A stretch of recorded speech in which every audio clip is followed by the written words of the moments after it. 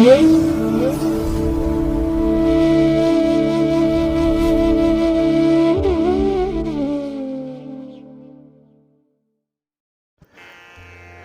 ಮಹಾಗಣಪತಯೇ ನಮಃ. ಶ್ರೀ ಗುರುಭ್ಯೋ ನಮಃ. ಹರಿ ಓಂ. ಸಿರಿಗನ್ನಡ ಸುದ್ದಿವಾಹಿನಿಯ ಸದಭಿಮಾನದ ಸಹೃದಯ ವೀಕ್ಷಕ ಮಹಾಶಯರೇ, ತಮಗೆಲ್ಲರಿಗೂ ಕೂಡ ಸಿರಿಗನ್ನಡ ಸುದ್ದಿವಾಹಿನಿಗೆ ಸ್ವಾಗತ.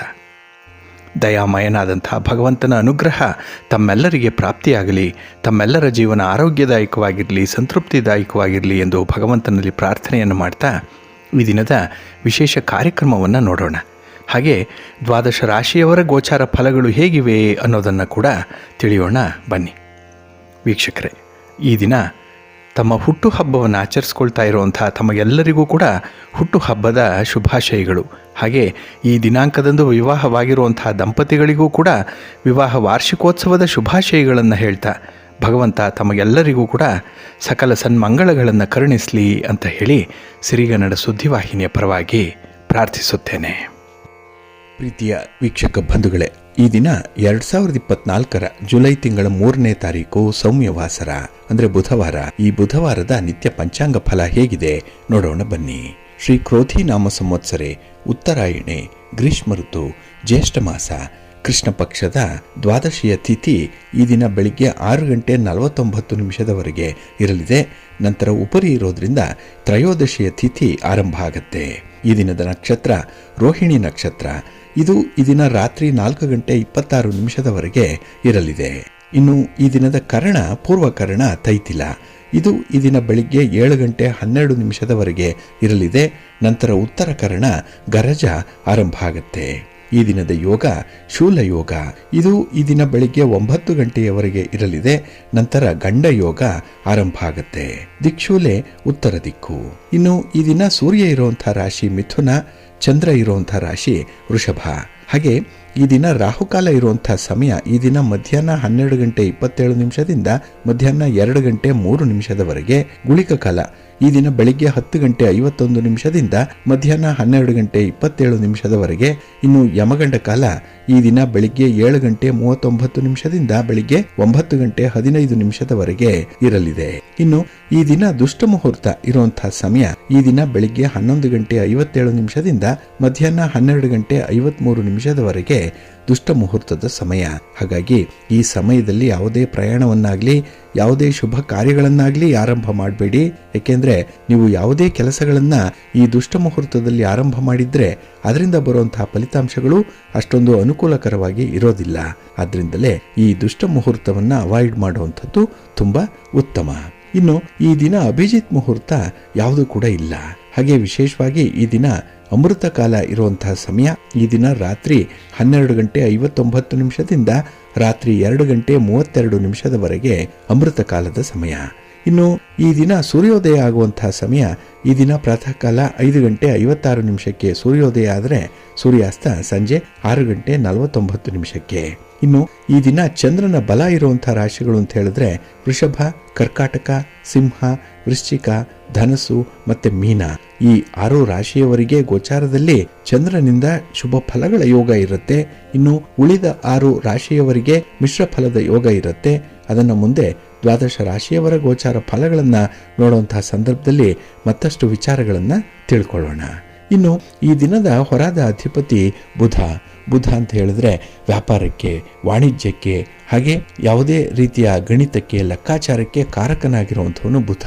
ಹಾಗಾಗಿ ವ್ಯಾಪಾರಸ್ಥರಿಗೆ, ವ್ಯವಹಾರಸ್ಥರಿಗೆ, ಅದರಲ್ಲೂ ವರ್ತಕರಿಗೆ, ದಳ್ಳಾಳಿಗಳಿಗೆ ತುಂಬಾ ಅನುಕೂಲ ಇರುವಂತಹ ದಿನ. ನಿಮ್ಮ ವ್ಯಾಪಾರಿ ಚಟುವಟಿಕೆಗಳು ಉತ್ತಮ ಹಂತಕ್ಕೆ ತಲುಪುವಂತಹ ಒಂದು ಪ್ರಯತ್ನಗಳು ನಡೆಯುವಂತಹ ದಿನ.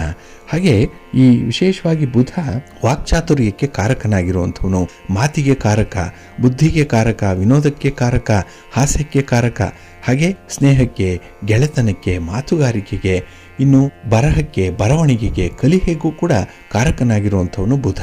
ಹಾಗಾಗಿ ವಿದ್ಯಾರ್ಥಿಗಳಿಗೂ ಕೂಡ ಈ ದಿನ ಉತ್ತಮ ಅವಕಾಶಗಳು ಸಿಕ್ಕುವಂತಹ ದಿನ. ಇನ್ನು ಕಲಾವಿದರಿಗೆ, ಸಾಹಿತಿಗಳಿಗೂ ಕೂಡ ಈ ದಿನ ನಿಮ್ಮ ಪ್ರತಿಭೆಗೆ ತಕ್ಕಂತಹ ಒಂದು ಸೂಕ್ತ ಸ್ಥಾನಮಾನ ಅನ್ನುವಂಥದ್ದು ಸಿಕ್ಕತ್ತೆ. ಹಾಗಾಗಿ ಬುಧ ಬುದ್ಧಿಗೆ, ವಿದ್ಯೆಗೆ ಕಾರಕನಾಗಿರುವಂತಹ ಬುಧನಿಂದ ವಿಶೇಷವಾದಂತಹ ಜ್ಞಾನ ಸಂಪಾದನೆ ಉಂಟಾಗುತ್ತೆ ಈ ದಿನ. ಹಾಗೆ ಈ ದಿನ ಇರುವಂತಹ ಗುರು ಹೊರ ಕೂಡ ಬಹಳ ಚೆನ್ನಾಗಿದೆ. ಎಲ್ಲ ಕೆಲಸ ಕಾರ್ಯಗಳಿಗೂ ಕೂಡ ಅನುಕೂಲಕರವಾಗಿರುವಂತಹ ಹೊರ ಅಂತ ಹೇಳಿದ್ರೆ ಅದು ಗುರು ಹೊರ.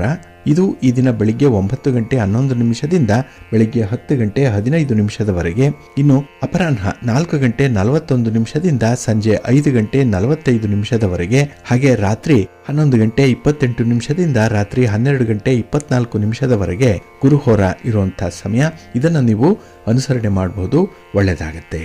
ಆದರೆ ಈ ದಿನ ಇರುವಂತಹ ಶನಿ ಹೋರಾದಲ್ಲಿ ನೀವು ಯಾವುದೇ ಕೆಲಸಗಳನ್ನು ಆರಂಭ ಮಾಡಿದ್ರೆ ಕೆಲಸಗಳು ಮಂದಗತಿಯಲ್ಲಿ ನಡೆಯುತ್ತೆ, ನಿಧಾನವಾಗಿ ಪ್ರಗತಿಯನ್ನು ಹೊಂದುವಂಥದ್ದು. ಹಾಗಾಗಿ ಫಲಿತಾಂಶ ಕೂಡ ನಿಧಾನವಾಗಿ ಬರುತ್ತೆ. ಇದು ನಿಮ್ಮ ತಾಳ್ಮೆಯನ್ನು ಪರೀಕ್ಷೆ ಮಾಡುವಂತಹ ಒಂದು ಹೊರ ಈ ದಿನ ಇರುವಂತಹ ಶನಿ ಹೊರ. ಹಾಗಾಗಿ ಶನಿ ಹೊರ ಇರುವಂತಹ ಸಮಯ ಬೆಳಿಗ್ಗೆ 8 ಗಂಟೆ 6 ನಿಮಿಷದಿಂದ ಬೆಳಿಗ್ಗೆ 9 ಗಂಟೆ 11 ನಿಮಿಷದವರೆಗೆ, ಇನ್ನು ಅಪರಾಹ್ನ 3 ಗಂಟೆ 37 ನಿಮಿಷದಿಂದ ಅಪರಾಹ್ನ 4 ಗಂಟೆ 41 ನಿಮಿಷದವರೆಗೆ, ಹಾಗೆ ರಾತ್ರಿ 10 ಗಂಟೆ 32 ನಿಮಿಷದಿಂದ ರಾತ್ರಿ 11 ಗಂಟೆ 28 ನಿಮಿಷದವರೆಗೆ ಶನಿ ಹೋರ ಇರುವಂತಹ ಸಮಯ. ಇದರಲ್ಲಿ ಯಾವುದೇ ಪ್ರಮುಖವಾದಂತಹ ವ್ಯವಹಾರಗಳನ್ನು ಕೈಗೊಳ್ಳಬೇಡಿ. ಇನ್ನು ಈ ದಿನ ಇರುವಂತಹ ಶುಕ್ರ ಹೋರ ಸ್ವಲ್ಪ ಅವಾಯ್ಡ್ ಮಾಡಬೇಕಾಗತ್ತೆ. ಏಕೆಂದ್ರೆ ವಿವಾಹಕ್ಕೆ ಸಂಬಂಧಪಟ್ಟಂತಹ ವಿಚಾರಗಳು, ಪೂರ್ವ ಸಿದ್ಧತೆಗಳು ಅಥವಾ ದಾಖಲೆ ಪತ್ರಗಳಿಗೆ ಸಹಿ ಮಾಡುವಂತಹ ವಿಚಾರ, ಸ್ಥಿರಾಸ್ತಿಯ ವರ್ಗಾವಣೆಯ ವಿಚಾರ, ಇಂಥದ್ದನ್ನ ಈ ದಿನ ಇರುವಂತಹ ಶುಕ್ರ ಹೋರಾದಲ್ಲಿ ಮಾಡಬೇಡಿ. ಏಕೆಂದ್ರೆ ಅಷ್ಟೊಂದು ಅನುಕೂಲತೆಗಳು ಇರಲ್ಲ. ಹಾಗಾಗಿನೇ ಈ ದಿನ ನೆಗೋಷಿಯೇಷನ್ಸ್ಗಾಗ್ಲಿ ಯಾವುದೇ ತೀರ್ಮಾನವನ್ನು ಕೈಗೊಳ್ಳುವಂಥದ್ದಕ್ಕಾಗ್ಲಿ ಸ್ವಲ್ಪ ಎಚ್ಚರಿಕೆಯಿಂದ ಮುಂದುವರಿರಿ. ಹಾಗೆ ಈ ದಿನ ಇರುವಂತಹ ಬುಧ ಹೋರ ತುಂಬಾ ಅನುಕೂಲಕರವಾಗಿರುವಂಥದ್ದು, ತುಂಬಾ ಫೇವರಬಲ್ ಆಗಿದೆ. ಅದರಲ್ಲೂ ನೆಗೋಷಿಯೇಷನ್ಸ್ಗೆ, ಆರ್ಬಿಟ್ರೇಷನ್ಗೆ, ಪಾರ್ಟಿಷನ್ ಡೀಡ್ಸ್ಗೆ ಸಂಬಂಧಪಟ್ಟಂತಹ ವಿಚಾರಗಳೇನೇ ಇದ್ರೂ ಅದನ್ನ ಈ ದಿನ ಇರುವಂತಹ ಬುಧ ಹೋರಾದಲ್ಲಿ ಮಾಡಿ, ಒಳ್ಳೆಯದಾಗತ್ತೆ. ಹಾಗಾಗಿ ಈ ದಿನ ಬುಧ ಹೊರ ಇರುವಂತಹ ಸಮಯ ಈ ದಿನ ಪ್ರಾತಃ ಕಾಲ 5 ಗಂಟೆ 58 ನಿಮಿಷದಿಂದ ಬೆಳಿಗ್ಗೆ 7 ಗಂಟೆ 2 ನಿಮಿಷದವರೆಗೆ, ಇನ್ನು ಮಧ್ಯಾಹ್ನ 1 ಗಂಟೆ 28 ನಿಮಿಷದಿಂದ ಮಧ್ಯಾಹ್ನ 2 ಗಂಟೆ 32 ನಿಮಿಷದವರೆಗೆ, ಹಾಗೆ ರಾತ್ರಿ 8 ಗಂಟೆ 41 ನಿಮಿಷದಿಂದ ರಾತ್ರಿ 9 ಗಂಟೆ 37 ನಿಮಿಷದವರೆಗೆ ಬುಧ ಹೊರ ಇರುವಂತಹ ಸಮಯ. ಇದನ್ನ ನೀವು ಉಪಯೋಗ ಮಾಡ್ಕೊಳ್ಳಿ, ಒಳ್ಳೆಯದಾಗತ್ತೆ. ಹಾಗಾಗಿ ಬಂಧುಗಳೇ, ಯಾವ ಹೊರದಲ್ಲಿ ಯಾವ ಕೆಲಸವನ್ನ ಮಾಡಬೇಕು ಅನ್ನುವಂಥ ವಿಚಾರಗಳನ್ನ ತಿಳಿದುಕೊಂಡು ಮುಂದುವರಿತಾ ಇರಿ, ಒಳ್ಳೆಯ ಫಲ ನಿಮಗೆ ಸಿಕ್ಕತ್ತೆ. ಹಾಗಾಗಿ ಬಂಧುಗಳೇ, ನಾವು ಪ್ರತಿ ಕೆಲಸವನ್ನ ಆರಂಭ ಮಾಡುವ ಮೊದಲು ಆ ದಿನದಲ್ಲಿ ಒಳ್ಳೆಯ ಮುಹೂರ್ತ ಯಾವುದಿದೆ ಅನ್ನುವಂಥದ್ದನ್ನ ತಿಳ್ಕೊಳ್ಬೇಕು. ನಾವು ಮಾಡುವಂತಹ ಪ್ರಯಾಣ ನಮಗೆ ಪೂರ್ಣ ಫಲವನ್ನು ಕೊಡಬೇಕು, ಪ್ರಯಾಣ ಯಶಸ್ವಿ ಆಗಬೇಕು ಅಂತ ಹೇಳಿದ್ರು ಕೂಡ ಒಳ್ಳೆಯ ಮುಹೂರ್ತದಲ್ಲೇ ಈ ಪ್ರಯಾಣದ ಆರಂಭ ಆಗಿರಬೇಕು. ಅದಕ್ಕಾಗಿಯೇ ಆಯಾ ದಿನದ ತಿಥಿ, ವಾರ, ನಕ್ಷತ್ರ, ಯೋಗ, ಕರ್ಣ ಈ ಪಂಚ ಅಂಗಗಳ ಬಗ್ಗೆ ತಿಳ್ಕೊಳ್ಬೇಕು. ಆದ್ದರಿಂದ ಸಿರಿಗನ್ನಡ ಸುದ್ದಿವಾಹಿನಿ ಪ್ರತಿನಿತ್ಯ ಪ್ರಸಾರ ಮಾಡುವಂತಹ ಈ ಪಂಚಾಂಗದ ವಿವರಗಳನ್ನು ಕೇಳಿಸ್ಕೊಂಡ್ರೆ, ಇದನ್ನು ನೀವು ಅನುಸರಣೆ ಮಾಡಿಕೊಂಡ್ರೆ ಖಂಡಿತ ನಿಮ್ಮ ಪ್ರಯತ್ನ ಯಶಸ್ವಿಯಾಗುತ್ತೆ. ಏಕೆಂದರೆ ಇದರಲ್ಲಿ ನಿಮಗೆ ಬೇಕಾದಂಥ ಮಾಹಿತಿಗಳು ಸಿಕ್ಕತ್ತೆ. ಯಾವ ಸಮಯದಲ್ಲಿ ಯಾವ ಕೆಲಸವನ್ನು ಆರಂಭ ಮಾಡಬೇಕು ಅಥವಾ ತಟಸ್ಥವಾಗಿರಬೇಕು ಅನ್ನುವಂಥ ವಿಚಾರ ಸಿಕ್ಕತ್ತೆ. ಮತ್ತು ಪ್ರಯಾಣಕ್ಕೆ ಶುಭ ಸಮಯ ಯಾವುದು ಅನ್ನುವಂಥ ವಿಚಾರ ಕೂಡ ನಿಮಗೆ ಗೊತ್ತಾಗ್ತಾ ಇರುತ್ತೆ. ಅದಕ್ಕಾಗಿಯೇ ಪ್ರತಿನಿತ್ಯ ಈ ಪಂಚಾಂಗ ಶ್ರವಣವನ್ನು ಮಾಡ್ತಾ ಇರಿ, ಒಳ್ಳೆಯದಾಗತ್ತೆ. ಇನ್ನು ನಾವು ಮಾಡುವಂತಹ ಕೆಲಸ ಕಾರ್ಯಗಳಲ್ಲಿ ಬೇರೆಯವರ ನೆರವನ್ನು ಕೋರುವಂಥದ್ದು ಇದೆ. ಬೇರೆಯವರನ್ನ ಕೆಲವೊಮ್ಮೆ ಆಶ್ರಯಿಸಬೇಕಾಗತ್ತೆ. ಏಕೆಂದರೆ ಎಲ್ಲ ಕೆಲಸಗಳನ್ನು ಕೂಡ ನಾವು ಒಬ್ಬರೇ ಮಾಡಲಿಕ್ಕೆ ಸಾಧ್ಯ ಆಗಲ್ಲ. ಅಂತಹ ಸಂದರ್ಭದಲ್ಲಿ ನಮ್ಮ ಬಂಧುಗಳಲ್ಲಿ, ಸ್ನೇಹಿತರಲ್ಲಿ ನಾವು ಪ್ರಶ್ನೆಯನ್ನು ಇಟ್ಟಾಗ ಅವರು ನಮಗೆ ಹೇಗೆ ಪ್ರತಿಕ್ರಿಯಿಸ್ತಾರೆ ಅನ್ನುವಂಥ ವಿಚಾರ ಕೂಡ ನಮ್ಮ ಮನಸ್ಸಿನ ಸಾಧನೆಯ ಕ್ರಮವನ್ನು ಆಧರಿಸಿರುತ್ತೆ. ಹಾಗಾಗಿ ಕೆಲವು ಕೆಲಸಗಳು ಯಶಸ್ವಿ ಆಗಬೇಕು ಅಂತ ಹೇಳಿದ್ರೆ ಬೇರೆಯವರ ಸಹಕಾರ ಸಂದರ್ಭೋಚಿತವಾಗಿ, ಸಮಯೋಚಿತವಾಗಿ ಬರಬೇಕು. ಎಲ್ಲ ಕೆಲಸ ಆದಮೇಲೆ ಅವರು ಸಹಾಯ ಮಾಡಿದ್ರೆ ಪ್ರಯೋಜನ ಇಲ್ಲ. ಹಾಗಾಗಿ ಪ್ರತಿ ಕೆಲಸಕ್ಕೂ ಕೂಡ ಪೂರ್ವಭಾವಿಯಾಗಿ ನಾವು ಕೆಲವು ಪೂರ್ವ ಸಿದ್ಧತೆಗಳನ್ನು ಮಾಡಿಕೊಳ್ಳುವಂಥದ್ದು ಇದೆ. ಅಂದರೆ ಯಾರಿಂದ ಸಹಾಯ ಕೇಳಬೇಕು, ಎಷ್ಟನ್ನು ಕೇಳಬೇಕು, ಯಾವ ಸಂದರ್ಭದಲ್ಲಿ ಕೇಳಬೇಕು ಅನ್ನುವಂಥ ವಿಚಾರಗಳು ನಮ್ಮ ಮನಸ್ಸಿಗೆ ಬರುತ್ತೆ. ಆದರೆ ಕೆಲವರು ತುಂಬ ಆತ್ಮವಿಶ್ವಾಸದಿಂದ ನಮ್ಮ ಕೆಲಸಕ್ಕೆ ಅಥವಾ ನಮ್ಮ ಬೇಡಿಕೆಗೆ ಸ್ಪಂದಿಸ್ತಾರೆ, ಸಹಾಯ ಸಹಕಾರಗಳನ್ನು ಕೊಡ್ತಾರೆ, ಕೆಲಸ ಯಶಸ್ವಿ ಆಗುತ್ತೆ. ಆದರೆ ಕೆಲವರು ಸಹಕಾರ ಕೊಡ್ತೀನಿ ಅಂತೇಳಿ ಬರೀ ಭರವಸೆಯನ್ನಷ್ಟೇ ಕೊಡ್ತಾರೆ, ಆದರೆ ಲಿಟ್ರಲಿ ಅವರು ಸಹಾಯ ಮಾಡಲ್ಲ. ಅಂತಹ ಸಂದರ್ಭದಲ್ಲಿ ಕೆಲಸಗಳು ಅರ್ಧಂಬರ್ಧ ಆಗುವಂಥದ್ದು ಇದೆ. ಇನ್ನು ಕೆಲವರು ಸಹಕಾರ ಕೊಡಲ್ಲ ಅನ್ನುವಂಥ ರೀತಿಯಲ್ಲಿ ಒಂದು ರೀತಿಯಲ್ಲಿ ನಕಾರಾತ್ಮಕವಾದಂಥ ಉತ್ತರವನ್ನು ಕೊಟ್ಟು ಕಳಿಸ್ತಾ ಇರ್ತಾರೆ. ಹಾಗಾಗಿ ನಾವು ನಮ್ಮ ಅನುಭವದಲ್ಲಿ ಹಲವಾರು ರೀತಿಯಲ್ಲಿ ಈ ಥರ ಪ್ರತಿಕ್ರಿಯೆಗಳನ್ನು ನೋಡಿರ್ತೇವೆ. ಹಾಗೆ ಆ ಒಂದು ಸಂದರ್ಭದಲ್ಲಿ ಯಾವ ವ್ಯಕ್ತಿ ತುಂಬ ಕಾನ್ಫಿಡೆಂಟ್ ಆಗಿ ಸಹಾಯ ಮಾಡ್ತೇನೆ ಅಂತ ಹೇಳ್ತಾರೆ, ಅವರು ನಮ್ಮನ್ನು ಕಣ್ಣಲ್ಲಿ ಕಣ್ಣಿಟ್ಟು ನೋಡಿ ಆ ಭರವಸೆಯನ್ನು ಕೊಡ್ತಾರೆ. ಕೆಲವರು ನಮ್ಮ ಮುಖ ನೋಡಿ ಮಾತಾಡಲ್ಲ, ಕೆಲವರು ಸುತ್ತಮುತ್ತ ತಿರುಗಿ ಮಾತಾಡ್ತಾ ಇರ್ತಾರೆ, ಕೆಲವರು ಅರ್ಧ ಕಣ್ಣನ್ನು ಮುಚ್ಚಿ ಮಾತಾಡುವಂಥದ್ದು ಇದೆ, ಕೆಲವರು ಪೂರ್ತಿ ಕಣ್ಣನ್ನು ಮುಚ್ಚಿ ಮಾತಾಡ್ತಾರೆ. ಹಾಗಾಗಿ ಅವರ ಮನಸ್ಸಿನಲ್ಲಿ ಯಾವ ರೀತಿಯ ಭಾವನೆಗಳಿದೆ ಅನ್ನುವಂಥದ್ದನ್ನು ಅವರ ಈ ಬಾಡಿ ಲ್ಯಾಂಗ್ವೇಜ್ ನಮಗೆ ತಿಳಿಸುತ್ತೆ. ಇದನ್ನು ಕೂಡ ನಾವು ಸೂಕ್ಷ್ಮವಾಗಿ ಗಮನಿಸಬೇಕು. ಯಾವ ವ್ಯಕ್ತಿ ನಮ್ಮನ್ನು ಧೈರ್ಯದಿಂದ ಎದುರಿಸಿ ನಮ್ಮ ಕಣ್ಣಲ್ಲಿ ಕಣ್ಣಿಟ್ಟು ನೋಡಿ ಮಾತಾಡ್ತಾರೆ, ಅಂಥವರು ತುಂಬ ವಿಶ್ವಾಸಾರ್ಹರಾಗಿರ್ತಾರೆ. ಅಂಥವರಿಂದ ನಾವು ಸಹಾಯವನ್ನು ಪಡ್ಕೊಳ್ಬಹುದು. ಅದಕ್ಕಾಗಿಯೇ ಜ್ಯೋತಿಷ್ಯ ಶಾಸ್ತ್ರ ವಿಶೇಷವಾಗಿ ಇಂತಹ ಒಂದು ವಿಚಾರದಲ್ಲಿ ಸಾಕಷ್ಟು ಬೆಳಕನ್ನು ಚೆಲ್ಲುತ್ತೆ.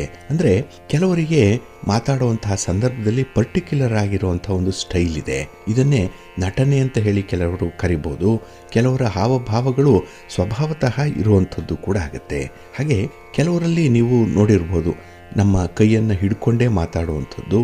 ಹಾಗೆ ಅವರು ಭರವಸೆ ಕೊಡುವಂಥ ಸಂದರ್ಭದಲ್ಲಿ ನಮ್ಮ ಕೈಯನ್ನು ಹಿಡಿದು ಅಥವಾ ನಮ್ಮ ಮುಖವನ್ನು ನೇರವಾಗಿ ದೃಷ್ಟಿಸಿ ಮಾತಾಡುವಂಥವ್ರು ಇದ್ದಾರೆ. ಇನ್ನು ಕೆಲವರು ಕಣ್ಣು ಮಿಟುಕಿಸುತ್ತಾ ಮಾತಾಡುವಂಥವ್ರು ಇದ್ದಾರೆ. ಹಾಗೆ ಕೆಲವರು ನೆಲ ನೋಡಿಕೊಂಡು ಮಾತಾಡುವಂಥವ್ರು ಇದ್ದಾರೆ. ಹೀಗಾಗಿ ನಾವು ಪ್ರತಿಯೊಬ್ಬರ ವಿಚಾರವನ್ನು ಗಮನಿಸುವಂಥ ಸಂದರ್ಭದಲ್ಲಿ ಯಾವ ಗ್ರಹ ಅಲ್ಲಿ ಬಲಯುತವಾಗಿದೆ, ಯಾವ ಗ್ರಹದ ಪಾತ್ರ ಅಧಿಕವಾಗಿದೆ ಅನ್ನುವಂಥ ವಿಚಾರವನ್ನು ಜ್ಯೋತಿಷ್ಯ ಶಾಸ್ತ್ರ ತಿಳಿಸುತ್ತೆ. ಹಾಗಾಗಿ ಒಬ್ಬರ ಜಾತಕದಲ್ಲಿ ಚಂದ್ರ ಮತ್ತು ಗುರು 360 ಡಿಗ್ರಿ ತಮ್ಮ ಸುತ್ತಲೂ ಕೂಡ ನೋಡ್ತಾ ಇರ್ತಾರೆ ಅನ್ನುವಂಥ ಒಂದು ವಿಚಾರ ಇದೆ. ಅಂದರೆ ಚಂದ್ರ ಮತ್ತು ಗುರು ಎಲ್ಲ ಕಡೆ ನೋಡ್ತಾರೆ. ಆದ್ದರಿಂದ ಈ ಗ್ರಹಗಳು ಪೂರ್ವಾಗ್ರಹ ಪೀಡಿತರಾಗಲ್ಲ, ಅಂದರೆ ಪ್ರುಜಿಡೀಸ್ ಆಗಲ್ಲ. ಹಾಗಾಗಿ ಎದುರಿನವರು ಕೂಡ ಇಂಟರ್ಯಾಕ್ಟ್ ಮಾಡುವಾಗ ಅವರದ್ದೇ ಆದಂಥ ಭಾಷೆಯ ಅರಿವಿನಲ್ಲಿ ವ್ಯವಹಾರವನ್ನು ಮಾಡ್ತಾರೆ. ವಿಶೇಷ ಅಂದರೆ ಇವರಿಗೆ ಸುಳ್ಳು ಆಗಲ್ಲ. ಹಾಗೆ ಜಾತಕದಲ್ಲಿ ಚಂದ್ರ ಮತ್ತು ಗುರು ಸ್ಟ್ರಾಂಗ್ ಆಗಿದ್ದಾಗ ಆ ಮಾತು ಅನುಭವಕ್ಕೆ ಬರುತ್ತೆ. ಇವರು ಸುತ್ತಲೂ ಮುತ್ತಲೂ ನೋಡಿಕೊಂಡು ಮಾತಾಡ್ತಾ ಇರ್ತಾರೆ. ಇವರಿಗೆ ಅನುಭವ ಜಾಸ್ತಿ. ಹಾಗಾಗಿ ಅನುಭವದ ಸಾರವನ್ನು ಹೇಳ್ತಾ ಅವರು ಸಹಾಯಕ್ಕೆ ಮುಂದಾಗ್ತಾರೆ ಅನ್ನುವಂಥ ಒಂದು ವಿಚಾರ. ಇನ್ನು ಕೇತು ಸ್ಟ್ರಾಂಗ್ ಆಗಿದ್ದಾಗ ಅವರು ದೃಷ್ಟಿಹೀನರಾಗ್ತಾರೆ. ಅಂದರೆ ಕೇತುವಿಗೆ ಕಣ್ಣಿಲ್ಲ. ಹಾಗಾಗಿ ಜಾತಕದಲ್ಲಿ ಕೇತು ಯಾರಿಗೆ ಬಲಯುತವಾಗಿದೆ ಅವರು ಅಂತರ್ಮುಖಿಯಾಗಿರ್ತಾರೆ. ಅವರು ಹೆಚ್ಚು ಮಾತಾಡಲ್ಲ, ಆದರೆ ಅಸಾಂಪ್ರದಾಯಿಕವಾದಂಥ ವೈಚಾರಿಕತೆ, ನಿಷ್ಣಾತ ಬುದ್ಧಿ ಅವರಿಗಿರುತ್ತೆ. ಹೀಗಾಗಿ ಕೇತು ಸ್ಟ್ರಾಂಗ್ ಆಗಿದ್ದಂಥವರು ಅಂತರ್ಮುಖಿಯಾಗಿ ವ್ಯವಹರಿಸ್ತಾರೆ. ಹೆಚ್ಚು ಮಾತಾಡಲ್ಲ, ಆದರೆ ಅವರಿಂದ ಸಹಾಯವನ್ನು ನಿರೀಕ್ಷೆ ಮಾಡ್ಬೋದು. ಇನ್ನು ರಾಹು ಮತ್ತು ಶನಿ ಕೆಳಗೆ ನೋಡ್ತಾ ಇರ್ತಾರೆ ಅನ್ನುವಂಥ ಒಂದು ವಿಚಾರ. ಏಕೆಂದರೆ ಇವರು ತುಂಬ ರಹಸ್ಯ, ತುಂಬ ಸೀಕ್ರೆಟ್ ಆಗಿ ಇರ್ತಾರೆ. ಅರ್ಧ ತೆರೆದ ಕಣ್ಣು ಮತ್ತು ಕಲ್ಪನಾ ಶಕ್ತಿಯಿಂದ ಇವರು ಮಾತಾಡ್ತಿರ್ತಾರೆ. ಹಾಗಾಗಿ ಇವರಿಗೆ ರಾಹುವಿನ ಇನ್ಫ್ಲೂಯೆನ್ಸ್ ಜಾಸ್ತಿ ಇರುತ್ತೆ. ನೋಡಿ, ಕೆಲವರು ಪೂರ್ತಿ ಕಣ್ಣು ತೆರೆದು ಮಾತಾಡಲ್ಲ, ಅರ್ಧಂಬರ್ಧ ಕಣ್ಣು ತೆರೆದು ಮಾತಾಡುವಂಥದ್ದು, ಎಲ್ಲೋ ನೋಡಿಕೊಂಡು ಮಾತಾಡುವಂಥದ್ದು, ಅದರಲ್ಲೂ ಕೆಳಗೆ ನೋಡ್ತಾ ಮಾತಾಡುವಂಥದ್ದು ಈ ರಾಹುವಿನ ಇನ್ಫ್ಲೂಯೆನ್ಸಿಂದ. ಇನ್ನು ಶನಿ ಯಾರಿಗೆ ಸ್ಟ್ರಾಂಗ್ ಆಗಿದೆ ಅಂಥವರು ಇನ್ಸೆಕ್ಯೂರಿಟಿ ಫೀಲಿಂಗಲ್ಲಿ ಇರ್ತಾರೆ. ಏನೋ ಒಂದು ಭಯ ಸಹಿತವಾಗಿ ವ್ಯವಹಾರ ಮಾಡುವಂಥವ್ರು.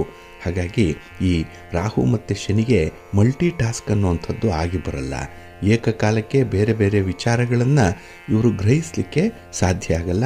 ಹಾಗೆ ಕೆಲಸಗಳನ್ನು ಕೂಡ ಇವರಿಗೆ ಮಾಡಲಿಕ್ಕೆ ಸಾಧ್ಯ ಆಗಲ್ಲ.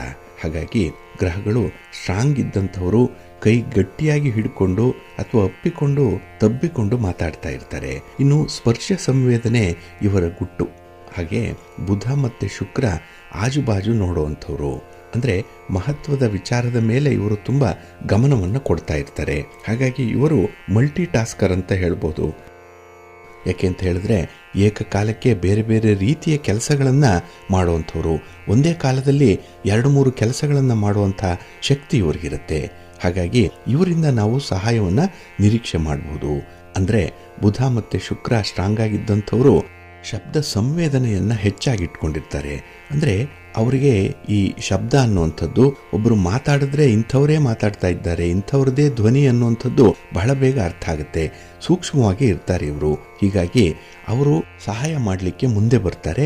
ಜೊತೆಗೆ ಅವರೇ ಒಂದು ಹಾಡನ್ನು ಹೇಳ್ಕೊಳ್ಳುವಂಥದ್ದು, ಹಾಡನ್ನು ಕೇಳುವಂಥ ಹವ್ಯಾಸ ಇರುತ್ತೆ. ಇಲ್ಲ ಮನಸ್ಸಿನಲ್ಲಿ ಏನೋ ಗುನುಗ್ತಾ ಇರ್ತಾರೆ. ಏಕೆಂದರೆ ಶಬ್ದ ಅಂದರೆ ಅವರಿಗೆ, ಧ್ವನಿ ಅಂದರೆ ಅವರಿಗೆ ತುಂಬ ಇಷ್ಟವಾಗಿರುತ್ತೆ. ಇನ್ನು ರವಿ ಮತ್ತು ಕುಜ ಇವರು ನೇರ ದೃಷ್ಟಿಯನ್ನ ಇಟ್ಕೊಂಡಿರುವಂಥವ್ರು. ಹಾಗಾಗಿ ಜಾತಕದಲ್ಲಿ ರವಿ ಮತ್ತೆ ಕುಜ ಯಾರಿಗೆ ಸ್ಟ್ರಾಂಗ್ ಇದೆ ಅಂಥವರು ಮುಖಾಮುಖಿ ಮಾತಾಡ್ತಾರೆ. ಇವರಿಗೆ ದೃಶ್ಯ ಸಂವೇದನೆ ಹೆಚ್ಚಾಗಿರುತ್ತೆ. ಅಂದ್ರೆ ಇವರಿಗೆ ನೋಟವೇ ಬಹಳ ಮುಖ್ಯ. ಇಲ್ಲಿ ಬುಧ ಮತ್ತೆ ಶುಕ್ರರಿಗೆ ಹೇಗೆ ಶಬ್ದ ಸಂವೇದನೆ ಮುಖ್ಯವೋ ಹಾಗೆ ಇವರಿಗೆ ಅಂದ್ರೆ ಈ ರವಿ ಮತ್ತೆ ಕುಜ ಇವರಿಗೆ ದೃಶ್ಯ ಸಂವೇದನೆ ಬಹಳ ಹೆಚ್ಚಾಗಿರುತ್ತೆ. ಹಾಗಾಗಿ ನಮ್ಮ ಬರವಣಿಗೆಯನ್ನಾಗ್ಲಿ, ಗ್ರಾಫಿಕ್ಸ್ ಅನ್ನಾಗ್ಲಿ, ಡಿಸೈನ್ ಅನ್ನಾಗ್ಲಿ, ಇಮೇಜ್ ಅನ್ನಾಗ್ಲಿ ಇವರು ತುಂಬಾ ಹೆಚ್ಚಾಗಿ ಪರಿಗಣಿಸ್ತಾರೆ. ಇವರಿಗೆ ವಿಜುವಲ್ ಮೆಮೊರಿ ತುಂಬಾ ಹೆಚ್ಚಾಗಿರುತ್ತೆ. ಹಾಗಾಗಿನೇ ಸಹಾಯ ಮಾಡಿದ್ರು ಯಾವ ಸಂದರ್ಭದಲ್ಲಿ ಸಹಾಯ ಮಾಡಿದೆ, ಯಾವ ಸ್ಥಳದಲ್ಲಿ ನಿಂತು ಈ ಭರವಸೆಯನ್ನು ಕೊಟ್ಟೆ ಅನ್ನುವಂಥ ವಿಚಾರಗಳೆಲ್ಲ ಇವರಿಗೆ ಜ್ಞಾಪಕದಲ್ಲಿರುತ್ತೆ. ಇವರು ಆಶಾವಾದಿಯಾಗಿರ್ತಾರೆ. ಹಾಗಾಗಿನೇ ಇವರಿಗೆ ಮೆಮೊರಿ ಪವರ್ ಅನ್ನುವಂಥದ್ದು ತುಂಬ ಜಾಸ್ತಿ ಆಗಿರುತ್ತೆ. ಹಾಗೆ ಇವರು ಬಹಿರ್ಮುಖಿಗಳು, ಅಂದರೆ ತುಂಬ ಹೆಚ್ಚು ಮಾತಾಡುವಂಥವ್ರು. ಮಾತಾಡಿನೇ ಇವರು ತಮ್ಮಲ್ಲಿರುವಂಥ ವಿಚಾರಗಳನ್ನು ಹೇಳುವಂಥವ್ರು. ಇವರ ಒಂದು ಶಕ್ತಿ ಸಾಮರ್ಥ್ಯ ಎಷ್ಟಿದೆ ಅನ್ನುವಂಥದ್ದನ್ನ ಇವರ ಮಾತಿನಿಂದ ನಾವು ಅಳಿಲಿಕ್ಕೆ ಸಾಧ್ಯವಾಗುತ್ತೆ. ಹಾಗಾಗಿ ಒಬ್ಬರ ಜಾತಕವನ್ನು ನೋಡಿದಾಗ ಆ ಜಾತಕದಲ್ಲಿ ಯಾವ ಗ್ರಹ ಬಲವಾಗಿದೆ, ಯಾವ ಗ್ರಹ ವೀಕ್ ಆಗಿದೆ ಅನ್ನುವಂಥದ್ದನ್ನು ನೋಡಿ ಅವರ ಒಂದು ಹಾವಭಾವಗಳನ್ನು ನಾವು ನಿಷ್ಕರ್ಷೆ ಮಾಡಲಿಕ್ಕೆ ಸಾಧ್ಯವಾಗುತ್ತೆ. ಅವರಿಂದ ಏನಾದರೂ ಸಹಾಯ ಸಿಕ್ಕತ್ತಾ ಅಥವಾ ಸಿಕ್ಕಲ್ವಾ ಅನ್ನುವಂಥ ವಿಚಾರಗಳು ಕೂಡ ನಮಗೆ ಗೊತ್ತಾಗುವಂಥದ್ದು ಇದೆ. ಹಾಗಾಗಿ ಯಾರಿಗೆ ಧೈರ್ಯ ಇದೆ, ಯಾರು ಬಹಿರ್ಮುಖಿಗಳಾಗಿರ್ತಾರೆ, ಯಾರಿಗೆ ಶಬ್ದ ಸಂವೇದನೆ ಇರುತ್ತೆ ಅಥವಾ ದೃಶ್ಯ ಸಂವೇದನೆ ಹೆಚ್ಚಾಗಿರುತ್ತೆ, ಇಂಥವರು ಸಹಾಯವನ್ನು ನೇರವಾಗಿ ಮಾಡ್ತಾರೆ, ಧೈರ್ಯವಾಗಿ ಮಾಡ್ತಾರೆ, ಸಕಾಲದಲ್ಲಿ ಮಾಡ್ತಾರೆ. ಇನ್ನು ಉಳಿದ ಗ್ರಹಗಳು ಜಾತಕದಲ್ಲಿ ವೀಕ್ ಆಗಿದ್ರೆ, ಅಂದರೆ ದುರ್ಬಲ ಸ್ಥಾನದಲ್ಲಿದ್ದರೆ ಅಥವಾ ದುಷ್ಟ ಗ್ರಹಗಳಿಂದ ವೀಕ್ಷಿಸಲ್ಪಡ್ತಾ ಇದ್ರೆ ಅಥವಾ ಕೆಲವು ಗ್ರಹಗಳ ಸಂಯೋಗದಿಂದ ಇದ್ರೆ ಜಾತಕದಲ್ಲಿ ಅಂಥವರು ಸಹಾಯ ಮಾಡಲಿಕ್ಕೆ ಮುಂದೆ ಬರಲ್ಲ. ಅವರಿಗೆ ಏನೋ ಭಯ, ಅಳುಕು, ಅಂಜಿಕೆ ಇರುತ್ತೆ. ಹಾಗೆ ಅವರಿಗೂ ಕೂಡ ಒಂದು ಕಾನ್ಫಿಡೆನ್ಸ್ ಅನ್ನುವಂಥದ್ದು ಇರಲ್ಲ. ಈ ಕೆಲಸ ಮಾಡಿದ್ರೆ ಅನುಕೂಲ ಆಗತ್ತೆ ಅನ್ನುವಂಥದ್ದು ಗೊತ್ತಿರಲ್ಲ, ರಿಸ್ಕ್ ತಗೊಳ್ಳಲ್ಲ. ಹಾಗಾಗಿ ಬಹಳ ಸೇಫ್ ಝೋನಲ್ಲಿ ಅವರು ಇರುವಂಥವ್ರು. ಹಾಗಾಗಿ ಅಂಥವರಿಂದ ಸಹಾಯವನ್ನು ನಿರೀಕ್ಷೆ ಮಾಡುವಂಥದ್ದು ಕಷ್ಟ. ಹಾಗಾಗಿ ತಮಗೂ ಗೊತ್ತಿದೆ, ಒಬ್ಬ ವ್ಯಕ್ತಿಯನ್ನ ಈಗ ನೀವು ಸ್ಮರಣೆ ಮಾಡ್ಕೊಳ್ಳಿ. ಆ ವ್ಯಕ್ತಿ ನಿಮಗೆ ಎಷ್ಟರ ಮಟ್ಟಿಗೆ ಸಹಾಯ ಮಾಡ್ತಾನೆ ಅಥವಾ ಮಾಡಲ್ಲ ಅನ್ನುವಂಥ ವಿಚಾರ ನಿಮಗೆ ಗೊತ್ತಾಗುತ್ತೆ. ಏಕೆಂದರೆ ಅವರ ಸ್ವಭಾವ, ಹಾಗೆ ಅವರು ನಿಮ್ಮೊಂದಿಗೆ ಯಾವ ರೀತಿಯಲ್ಲಿ ವ್ಯವಹರಿಸ್ತಾರೆ ಅನ್ನುವಂಥ ವಿಚಾರ. ಕಣ್ಣಲ್ಲಿ ಕಣ್ಣಿಟ್ಟು ಮಾತಾಡ್ತಾರ, ಸುತ್ತಲೂ ನೋಡಿ ಮಾತಾಡ್ತಾ ಇರ್ತಾರ, ಅಥವಾ ನೆಲವನ್ನು ನೋಡಿ ಮಾತಾಡ್ತಾರ, ಅರ್ಧ ಕಣ್ಣನ್ನು ತೆರೆದು ಮಾತಾಡ್ತಾರ ಅನ್ನುವಂಥ ವಿಚಾರಗಳಿಂದಲೇ ನೀವು ಅವರಲ್ಲಿ ಈ ರೀತಿಯ ವ್ಯವಹಾರಗಳನ್ನು ಮಾಡಬಹುದು. ಹಾಗೆ ಆ ವ್ಯಕ್ತಿಯ ವ್ಯಕ್ತಿತ್ವ ಹೇಗಿರುತ್ತೆ, ಅವರು ಏಕಕಾಲಕ್ಕೆ ಸಹಾಯ ಮಾಡುವಂಥವ್ರ, ಏಕಕಾಲದಲ್ಲಿ ಹಲವಾರು ಕೆಲಸಗಳನ್ನು ಮಾಡುವಂಥವ್ರ ಇತ್ಯಾದಿ ವಿಚಾರಗಳನ್ನು ಕೂಡ ತಿಳ್ಕೊಳ್ಳಿಕ್ಕೆ ಸಾಧ್ಯವಾಗುತ್ತೆ. ಹಾಗಾಗಿ ನಮ್ಮ ಹಿರಿಯರು, ಋಷಿ ಮುನಿಗಳು ಈ ರೀತಿ ಮನಃಶಾಸ್ತ್ರವನ್ನು ಬಲ್ಲಂಥವ್ರು. ಒಬ್ಬ ವ್ಯಕ್ತಿಯ ಸೈಕಾಲಜಿಯನ್ನು ಕೂಡ ಇವರು ಈ ರೀತಿಯೇ ಇರತ್ತೆ ಅನ್ನುವಂಥ ವಿಚಾರಗಳನ್ನು ಕೂಡ ತಿಳಿಸ್ತಾ ಇರ್ತಾರೆ. ಹಾಗಾಗಿನೇ ಜ್ಯೋತಿಷ್ಯ ಶಾಸ್ತ್ರ ಅನ್ನುವಂಥದ್ದು ತುಂಬಾ ಅಗಾಧವಾಗಿರುವಂಥದ್ದು. ಇಂಥ ಸೂಕ್ಷ್ಮಗಳನ್ನು ನೀವು ತಿಳ್ಕೊಳ್ಳಿಕ್ಕೆ ವ್ಯಕ್ತಿಗಳ ಮಧ್ಯೆ ಇರುವಂತಹ ಸಹ ಸಂಬಂಧವನ್ನ ತಿಳ್ಕೊಳ್ಬೇಕಾಗತ್ತೆ. ಎಲ್ಲದಕ್ಕೂ ಕೂಡ ಅನುಭವ ಬಹಳ ಮುಖ್ಯ. ಇದನ್ನ ಗಮನದಲ್ಲಿಟ್ಕೊಂಡು ನಿಮ್ಮ ವ್ಯವಹಾರಗಳನ್ನು ಮುಂದುವರಿಸ್ತಾ ಇರಿ. ಹಾಗೆ ಎಲ್ಲ ವ್ಯಕ್ತಿಗಳಿಂದಲೂ ಕೂಡ ಎಲ್ಲ ರೀತಿಯ ಸಹಾಯ ಸಿಕ್ಕತ್ತೆ ಅನ್ನುವಂಥ ಒಂದು ಭರವಸೆಯನ್ನ ನಿಮ್ಮ ಮನಸ್ಸಿನಿಂದ ತೆಗೆದುಹಾಕ್ಬಿಡಿ. ಏಕೆಂದ್ರೆ ಕೆಲವರಿಗೆ ಸಹಾಯ ಮಾಡುವಂತಹ ಮನಸ್ಸಿರುತ್ತೆ, ಸಹಾಯ ಮಾಡುವಂತಹ ಸಾಮರ್ಥ್ಯ ಇರುತ್ತೆ. ಕೆಲವರಿಗೆ ಇದ್ದೂ ಕೂಡ ಸಹಾಯ ಮಾಡಲ್ಲ. ಅಂಥವರು ನಿಮ್ಮ ಮಧ್ಯದಲ್ಲೂ ಕೂಡ ಇರ್ತಾರೆ. ಹಾಗಾಗಿನೇ ಈ ವ್ಯಕ್ತಿಯ ಸೂಕ್ಷ್ಮತೆಯನ್ನು ಅರಿತುಕೊಳ್ಳಿಕ್ಕೂ ಕೂಡ ಜ್ಯೋತಿಷ್ಯ ಶಾಸ್ತ್ರ ಸಹಾಯಕವಾಗಿದೆ ಅನ್ನುವಂಥ ವಿಚಾರವನ್ನ ನೀವು ಗಮನದಲ್ಲಿಟ್ಕೊಳ್ಳಿ. ಹಾಗೆ ಬಂಧುಗಳೇ, ಒಬ್ಬರ ಜಾತಕವನ್ನು ವಿಶ್ಲೇಷಣೆ ಮಾಡುವಂತಹ ಸಂದರ್ಭದಲ್ಲಿ ಜಾತಕದಲ್ಲಿರುವಂತಹ 12 ಮನೆಗಳಲ್ಲಿ ಯಾವ ಯಾವ ಗ್ರಹಗಳಿದೆ ಅನ್ನುವಂಥದ್ದನ್ನ ನೋಡೋದು ಸರ್ವೇ ಸಾಮಾನ್ಯ. ಈ ಗ್ರಹಗಳು ಆ ಮನೆಗಳಲ್ಲಿ ಇದ್ದಾಗ ಯಾವ ರೀತಿಯ ಫಲಗಳನ್ನು ಕೊಡುತ್ತೆ, ಆ ವ್ಯಕ್ತಿ ಎಷ್ಟು ಸ್ಟ್ರಾಂಗ್ ಆಗಿದ್ದಾನೆ, ಎಷ್ಟು ವೀಕ್ ಆಗಿದ್ದಾನೆ, ಅವನ ಸ್ವಭಾವ ಹೇಗಿರುತ್ತೆ ಅನ್ನುವಂಥ ವಿಚಾರಗಳನ್ನು ಕೂಡ ತಿಳಿಲಿಕ್ಕೆ ಸಾಧ್ಯವಾಗುತ್ತೆ. ಇಲ್ಲಿ ಒಂದೊಂದು ಮನೆಗೂ ಕೂಡ ಒಂದೊಂದು ವಿಶೇಷಣ ಏರಿಯಾ ಅನ್ನುವಂಥದ್ದು ಇದೆ. ಹಾಗಾಗಿ ಜಾತಕದಲ್ಲಿ ಇರುವಂಥ 12 ಮನೆಗಳು ಕೂಡ ವ್ಯಕ್ತಿಯ ಕಥೆಯನ್ನು ಹೇಳುವಂಥದ್ದು. ಇಲ್ಲಿ ಉದಾಹರಣೆಗೆ ನೋಡೋದಾದರೆ 1ನೇ ಮನೆ ಹುಟ್ಟನ್ನು ಹೇಳಿದ್ರೆ 12ನೇ ಮನೆ ಸಾವನ್ನ ಹೇಳುತ್ತೆ. ಹಾಗಾಗಿ ವ್ಯಕ್ತಿ ಹುಟ್ಟಿದಾಗಿನಿಂದ ಸಾಯುವವರೆಗೂ ಕೂಡ, ಅಂದರೆ ಆರಂಭದಿಂದ ಕೊನೆಯವರೆಗೂ ಕೂಡ ಅವನು ಯಾವ ರೀತಿಯ ಜೀವನ ಕ್ರಮವನ್ನು ಅನುಸರಣೆ ಮಾಡ್ತಾನೆ, ಅವನು ಎಲ್ಲಿ ಬದಲಾವಣೆ ಆಗ್ತಾನೆ, ಎಲ್ಲಿ ಅವನಿಗೆ ಯಶಸ್ಸಿದೆ, ಎಲ್ಲಿ ಅವನಿಗೆ ಅವಮಾನ ಆಗತ್ತೆ ಅನ್ನುವಂಥ ವಿಚಾರಗಳನ್ನು ತಿಳ್ಕೊಳ್ಳಿಕ್ಕೆ ಸಾಧ್ಯವಾಗುತ್ತೆ. ಇಲ್ಲಿ 1ನೇ ಮನೆಯಲ್ಲಿನ ಗಳಿಕೆ 2ನೇ ಮನೆಗೆ ಸಹಾಯಕವಾಗತ್ತೆ. ಇದೇ ರೀತಿ ಅದು ಮುಂದುವರಿಯುವಂಥದ್ದು. ಹಾಗಾಗಿ ಜಾತಕದಲ್ಲಿ ಸಾಮಾನ್ಯವಾಗಿ 2ನೇ ಮನೆಗೆ ವಿಶೇಷವಾದಂಥ ಸ್ಥಾನವನ್ನು ಕೊಟ್ಟಿದ್ದಾರೆ. ಯಾಕೆಂದರೆ ಇದು ಧನಸ್ಥಾನ, ವಾಕ್ಸ್ಥಾನ ಮತ್ತು ಕುಟುಂಬ ಸ್ಥಾನ. ಈ ಮೂರೂ ಕೂಡ ಬಹಳ ಮುಖ್ಯವಾಗಿ ಕಾರಕತ್ವವನ್ನು ಹೊಂದಿರುವಂಥ 2ನೇ ಮನೆ ಇದು. ಇದಕ್ಕಾಗಿಯೇ ಇದಕ್ಕೆ ವಿಶೇಷವಾದಂಥ ಒಂದು ಸ್ಥಾನ ಇದೆ. 2ನೇ ಮನೆ ಸಂಗ್ರಹಿತ ಸಂಪತ್ತಿನ ಕಾರ್ಯಾಗಾರ ಅಂತ ಹೇಳ್ಬೋದು. ಏಕೆಂದರೆ ನಮ್ಮ ದುಡಿಮೆ, ನಮ್ಮ ಒಂದು ವ್ಯಾಪಾರ ವ್ಯವಹಾರಗಳು, ನಾವು ಮಾಡುವಂಥ ಸಂಪಾದನೆ, ಇದೆಲ್ಲವನ್ನು ಕೂಡ ಈ ಧನಸ್ಥಾನದಿಂದ ನೋಡಬೇಕಾಗತ್ತೆ. ಹಾಗಾಗಿ ಸಂಪತ್ತು, ಹಣ, ಆಡುವ ಭಾಷೆ, ಉಡುವ ಬಟ್ಟೆ, ತಿನ್ನೋ ಆಹಾರ, ನಮ್ಮ ಚಟಗಳೇನಿದೆ, ಹವ್ಯಾಸಗಳೇನಿದೆ, ನಾವು ಪಡೆಯುವಂಥ ಶಿಕ್ಷಣ, ಹಾಗೆ ನಾವು ಗಳಿಸ್ಕೊಂಡಿರುವಂಥ ಮೌಲ್ಯಗಳೇನು, ನಮ್ಮ ಪರಂಪರೆಯೇನು, ಸಾಂಸ್ಕೃತಿಕ ಹಾಗೆ ಸಂಸ್ಕೃತಿಯ ನಂಬಿಕೆಗಳೇನು ಅನ್ನುವಂಥದ್ದು, ಇನ್ನು ನಮ್ಮಲ್ಲಿ ಎಷ್ಟು ಆಸ್ತಿ ಇದೆ, ಉಳಿತಾಯ ಇದೆ ಅನ್ನುವಂಥ ವಿಚಾರಗಳನ್ನು ತಿಳ್ಕೊಳ್ಬೇಕು ಅಂತ ಹೇಳಿದ್ರೆ 3ನೇ ಮನೆಗೆ ಹೋಗಬೇಕಾಗತ್ತೆ. ಇಲ್ಲಿ 3ನೇ ಮನೆ ನಿಮ್ಮನ್ನು ನೀವು ಪ್ರಮೋಟ್ ಮಾಡಿಕೊಳ್ಳುವಂಥ ಒಂದು ವಿಚಾರದಲ್ಲಿರುತ್ತೆ. ಹಾಗಾಗಿನೇ ಒಂದು ಸರ್ವೀಸಸ್ಗಾಗಲಿ ಬಿಸ್ನೆಸ್ಗಾಗಲಿ ಮಾಹಿತಿಯನ್ನು ತಿಳ್ಕೊಳ್ಳುವಂಥ ಸಂದರ್ಭದಲ್ಲಿ 3ನೇ ಮನೆಯನ್ನು ನೋಡಬೇಕು. ಹಾಗೆ ಈ ಸಂವಹನ ಅನ್ನುವಂಥದ್ದು ಬುಧನ ಅಧಿಪತ್ಯಕ್ಕೆ ಒಳಪಟ್ಟಿರುವಂಥದ್ದು. ಹಾಗಾಗಿನೇ ಬುಧನನ್ನ ಮಾತಿಗೆ, ವಾಕ್ಚಾತುರ್ಯಕ್ಕೆ ಕಾರಕ ಅಂತ ಹೇಳಿ ಕರೆಯುವಂಥದ್ದು. ಹಾಗೆ ವಿಶೇಷವಾಗಿ ಮಾತುಗಾರಿಕೆಯನ್ನು ಹೆಚ್ಚಿಸ್ಕೊಳ್ಬೇಕು, ನೇರವಾಗಿ ಮಾತಾಡ್ತಾ ಇರಬೇಕು ಅಂತ ಹೇಳಿದ್ರೆ 3ನೇ ಮನೆಯನ್ನು ಆಕ್ಟಿವ್ ಮಾಡಿಕೊಳ್ಬೇಕು. ಇನ್ನು ಕೆಲವರ ಹತ್ತಿರ 2ನೇ ಮನೆ ವೀಕ್ ಆಗಿದೆ ಅಂದರೆ ಅವರಿಗೆ ಸಂಪತ್ತಿರಲ್ಲ, ಆದರೆ ಅದ್ಭುತವಾದಂತಹ ಮಾತುಗಾರಿಕೆ ಇರುತ್ತೆ. ಅಂದರೆ 3ನೇ ಮನೆ ಸ್ಟ್ರಾಂಗ್ ಆಗಿರುತ್ತೆ ಅಂಥವ್ರಿಗೆ. ಕೆಲವರು ಇಲ್ಲ ಅಂತ ಹೇಳಿದ್ರು ಕೂಡ ಬಡಾಯಿ ಕೊಚ್ಕೊಳ್ತಾ ಇರ್ತಾರೆ. ಹಾಗೆ ತಮ್ಮಲ್ಲಿ ಇಲ್ಲದುದರ ಬಗ್ಗೆನೇ ಅವರಿಗೆ ಹೆಚ್ಚು ಆಸಕ್ತಿ. ಹಾಗಾಗಿ ಜಂಬ ಕೊಚ್ಕೊಳ್ಳುವಂಥದ್ದು, ಅಥವಾ ನಮ್ಮಲ್ಲಿ ಏನೋ ಇದೆ ಅಂತ ಹೇಳಿ ಮಾತುಗಾರಿಕೆಯಿಂದಲೇ ಅವರು ಬೇರೆಯವರನ್ನ ನಂಬಿಸುವಂಥವರಾಗಿದ್ದಾರೆ. ಹಾಗಾಗಿ 3ನೇ ಮನೆ ಮಾತಿನ ಕಣಜ ಅನ್ನೋಂಥ ವಿಚಾರ ಇದೆ. ಇನ್ನು 9ನೇ ಮನೆ ನಿಜವಾದಂತಹ ಗುರು ಆಗಿರುವಂಥದ್ದು. ಏಕೆ ಅಂತ ಹೇಳಿದ್ರೆ ಈ ಭಾಗ್ಯಸ್ಥಾನ ವಿಶೇಷವಾಗಿ ನಾವು ಯಾವ ರೀತಿಯಲ್ಲಿ ಸಂವಹನವನ್ನು ಮಾಡ್ತೇವೆ, ಯಾವ ರೀತಿಯಲ್ಲಿ ಆಕ್ಟಿವ್ ಆಗಿ ಕೆಲಸ ಕಾರ್ಯಗಳಲ್ಲಿ ತೊಡಗಿಸ್ಕೊಳ್ತೇವೆ ಅನ್ನುವಂಥ ವಿಚಾರಗಳನ್ನು ಅದು ತಿಳಿಸುತ್ತೆ. ಹಾಗಾಗಿ 3ನೇ ಮನೆ ನಾವು ಸ್ವಲ್ಪ ಬಲಿಷ್ಠವನ್ನು ಮಾಡಿಕೊಳ್ಬೇಕು. ಅದಕ್ಕಾಗಿ ವಿಷ್ಣುವನ್ನು ಆರಾಧನೆ ಮಾಡಬೇಕು, ಸರಸ್ವತಿಯನ್ನು ಆರಾಧಿಸಬೇಕು, ವಿಷ್ಣು ಸಹಸ್ರನಾಮವನ್ನು ಹೇಳ್ಕೊಳ್ಬೇಕು, ಕೇಳಿಸ್ಕೊಳ್ತಾ ಇರಬೇಕು. ಇದರಿಂದ 3ನೇ ಮನೆ ವಿಶೇಷವಾಗಿ ಸ್ಟ್ರಾಂಗ್ ಆಗುತ್ತೆ. ಹಾಗಾಗಿ ನಮ್ಮ ಒಂದು ಮಾತಿನಲ್ಲಿ ಭರವಸೆ ಬರಬೇಕು, ಬೇರೆಯವರು ನಮ್ಮ ಮಾತನ್ನು ನಂಬಬೇಕು, ಮಾತಿನಲ್ಲಿ ವಿಶ್ವಾಸವನ್ನು ಇಟ್ಕೊಳ್ಬೇಕು ಅಂತ ಹೇಳಿದ್ರೆ 3ನೇ ಮನೆ ಬಹಳ ವಿಶೇಷವಾಗಿ ನಾವು ಗಮನಿಸಬೇಕು, ಅದನ್ನು ಸ್ಟ್ರಾಂಗ್ ಮಾಡ್ಕೊಳ್ಬೇಕಾಗತ್ತೆ.